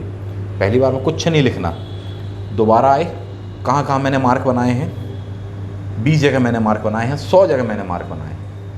100 में से मुझे लगता है 10 चीज़ें लिखने की बात 5 की लगती है, 5 ही लिखना, ज़्यादा मत लिखिएगा, क्लियर। उसको भी शॉर्ट में लिखना, लिए नाम लग रहा है इसको लिख लो और डैश करके कि काम का है। अगले दिन भी वो पेपर में आ रहा है, उस पर चर्चा हो रही, तो फिर विचार करेंगे कि शायद पूछ दे आपसे, है ना। तो इस वे में इससे क्या होगा, आपका ना केवल प्रीलिम्स तैयार होगा बल्कि आपका मेंस भी तैयार होगा साहब, एक थॉट डेवलप होगी, कॉन्सेप्ट आपका डेवलप होगा। और ये टेक्स्ट बुक तो जो कही वो तो पढ़ना ही पढ़ना है, बिल्कुल पढ़ना है आपको। सूचना एवं संचार प्रौद्योगिकी वाली बात ये आपको नहीं मिलेगा किसी भी बुक में डायरेक्टली, है ना। जिन्होंने पढ़ी भी थी मैच कर लेना कितना क्वेश्चन उसमें से बना पाए साहब। साइंस टेक वाले के लिए भी आपको बाद में हम चर्चा करेंगे, इस पर थोड़ी सा देख लें एक बार ना, फिर बताएंगे, नहीं तो फिर नोट्स ही प्रेफर करने के लिए हम कहेंगे आपसे, क्योंकि इतना बिखरा कि बेटा इसमें फिजिक्स भी है, इसमें केमिस्ट्री भी है, इसमें बायो भी है, फूड वाला सेक्शन भी, एग्रीकल्चर का भी, इतना कुछ है कि फिर 5 किताबें हो रही हैं। नहीं, इससे बेहतर फिर आप केवल नोट्स ही पढ़िए और एक आधे NCERT हम कुछ बताएंगे आपको। 9th यूनिट का हो गया 10th यूनिट पर नोट्स सफिशिएंट है, notes plus M Laxmikanth sufficient है, बाहर इसमें से कुछ भी नहीं रहा साहब। ठीक है, तो ये था कुछ बुक लिस्ट वगैरह। बुक्स की लिस्ट आपको मैंने बता दी, ये प्री में भी काम आएंगी प्लस मेंस में भी काम आएंगी, कुछ आगे के भी वीडियोस में आपको बताता रहूँगा, पर इतना आपने कर लिया तो इसको थोड़ी सा आप लेकर चल सकते हो। बैच वाली बात भी आपको मैंने बता ही दी है, नए बैच स्टार्ट होगा, बिल्कुल देर नहीं करो, बिल्कुल देर नहीं करो साहब जी। ज़्यादा सोचने की ज़रूरत नहीं है, फीस को लेकर भी सोचने की ज़रूरत नहीं है। आपके पैसे ज़्यादा कीमती हैं कि आपका समय, आपका अटैम्प्ट ज़्यादा कीमती है कि फ़ीस वाली बचत करके अपन को कोई पेंशन योजना लेनी है। इस चीज़ को थोड़ी सा देख लो साहब। इतना अच्छा सहयोग, इतना अच्छा साथ मिल रहा है आपको, इतना अच्छा बैच मिल रहा है, मेरे ख्याल से तो मिस नहीं करना चाहिए। बाकी आप स्वतंत्र साहब जी, क्योंकि अब ये जो ट्रेन चलना शुरू होगी राइट वे में, एक बार मिस हो गई या थोड़ी सा डिले हो गए साहब जी, तो उसको कवर करना ही मुश्किल हो जाएगा। क्योंकि मेरे दिमाग में बहुत कुछ चल रहा है पढ़ाने के लिए, बहुत दूसरे वे में मैं पढ़ाने का सोच रहा हूँ। निर्णय लीजिए और देर से निर्णय मत लीजिएगा, जल्दी निर्णय लीजिएगा, क्योंकि देर से लिया गया निर्णय गलत निर्णय के समान होता है और 80% लोग ऐसा ही निर्णय करते हैं देर से। ठीक है, क्योंकि ट्रेन में चढ़ना है कि नहीं चढ़ना, नहीं चढ़ना अच्छी बात है, चढ़ना है भी अच्छी बात है, लेकिन देर से लिया निर्णय, सोच रहे हैं चढ़े नहीं चढ़े, चढ़े नहीं चढ़े, ट्रेन छूट जाएगी। किस निर्णय के समान निकला? गलत निर्णय के समान निकलेगा। तो इस बात को थोड़ी सा समझिएगा। मूलभूत बातें हो गई। आशा करता हूँ कि आप सभी लोग रिकवर हो चुके होंगे, उस डिप्रेशन से बाहर निकल आए होंगे, थोड़ी सा कुछ निकलने की कोशिश कर रहे होंगे, कुछ एक्टिंग भी कर रहे होंगे, कर लो पर जल्दी निकलो, समय कम है। पेपर जिस टाइप से आया है तो टफ आएगा अगली बार में। अपने आप को एकाग्र करें, संगठित करें, मजबूती से सामना करने के लिए तैयार रहें। मेरा सजेशन है कि अगली बार पेपर कुछ ऐसा ही होगा, उसकी तैयारी अपन को अच्छे वे में करनी ही पड़ेगी और बहुत कॉन्सेप्चुअल वे में हमको तैयार करना पड़ेगा। बहुत सारा ऐसा कंटेंट पढ़ना पड़ेगा जो रेगुलर वे में आपने कभी नहीं पढ़ा है, भले आप कितने सीनियर हों, वो आपको अब पढ़ना पड़ेगा, उसको रिवाइज़ करना पड़ेगा, नोट्स पढ़ने पड़ेंगे आपको। तब अपन जाकर ये कहेंगे कि हाँ सर 70, 75, 80 के आसपास अपन इस टाइप के पेपर में पहुँच रहे हैं, और कह सकते हैं कि हाँ सर डाउट नहीं है, प्री तो अपना हो जाएगा, अब सीधा मेंस पर ही बात करनी है अपन को, और उसको ही दिन रात अपन को आंसर राइटिंग की प्रैक्टिस और स्टडी वाला काम अपन को करना है, ड्राफ्टिंग वगैरह करनी है, और कैसे क्या लिखना बताइए आप। कुछ ऐसी सिचुएशन बननी चाहिए कभी भी प्रीलिम्स देने के पश्चात में, जिनकी नहीं बनी कोई बात नहीं, अगली बार होगी आपकी ऐसी स्थिति। अगली बार आप निश्चित रूप से मेरी बातों को मानें, मुझे फॉलो करें, और भी जो वीडियो सीरीज़ के आएंगे उन्हें फॉलो करें। एक एक चीज़ आपके लिए बहुत सोच समझ के बहुत कीमती बताने का मेरा प्रयास है, उसको फॉलो करें साहब। आपका पेपर बहुत अच्छा जाएगा, ऐसी मेरी कामना है और आप सभी के लिए कामना है ना। मिलते हैं किसी अगले वीडियो में या फिर क्लास में, तब तक के लिए आप सभी को बहुत सारी शुभकामनाएं, बहुत मेहनत कीजिए। थैंक यू, जय हिंद।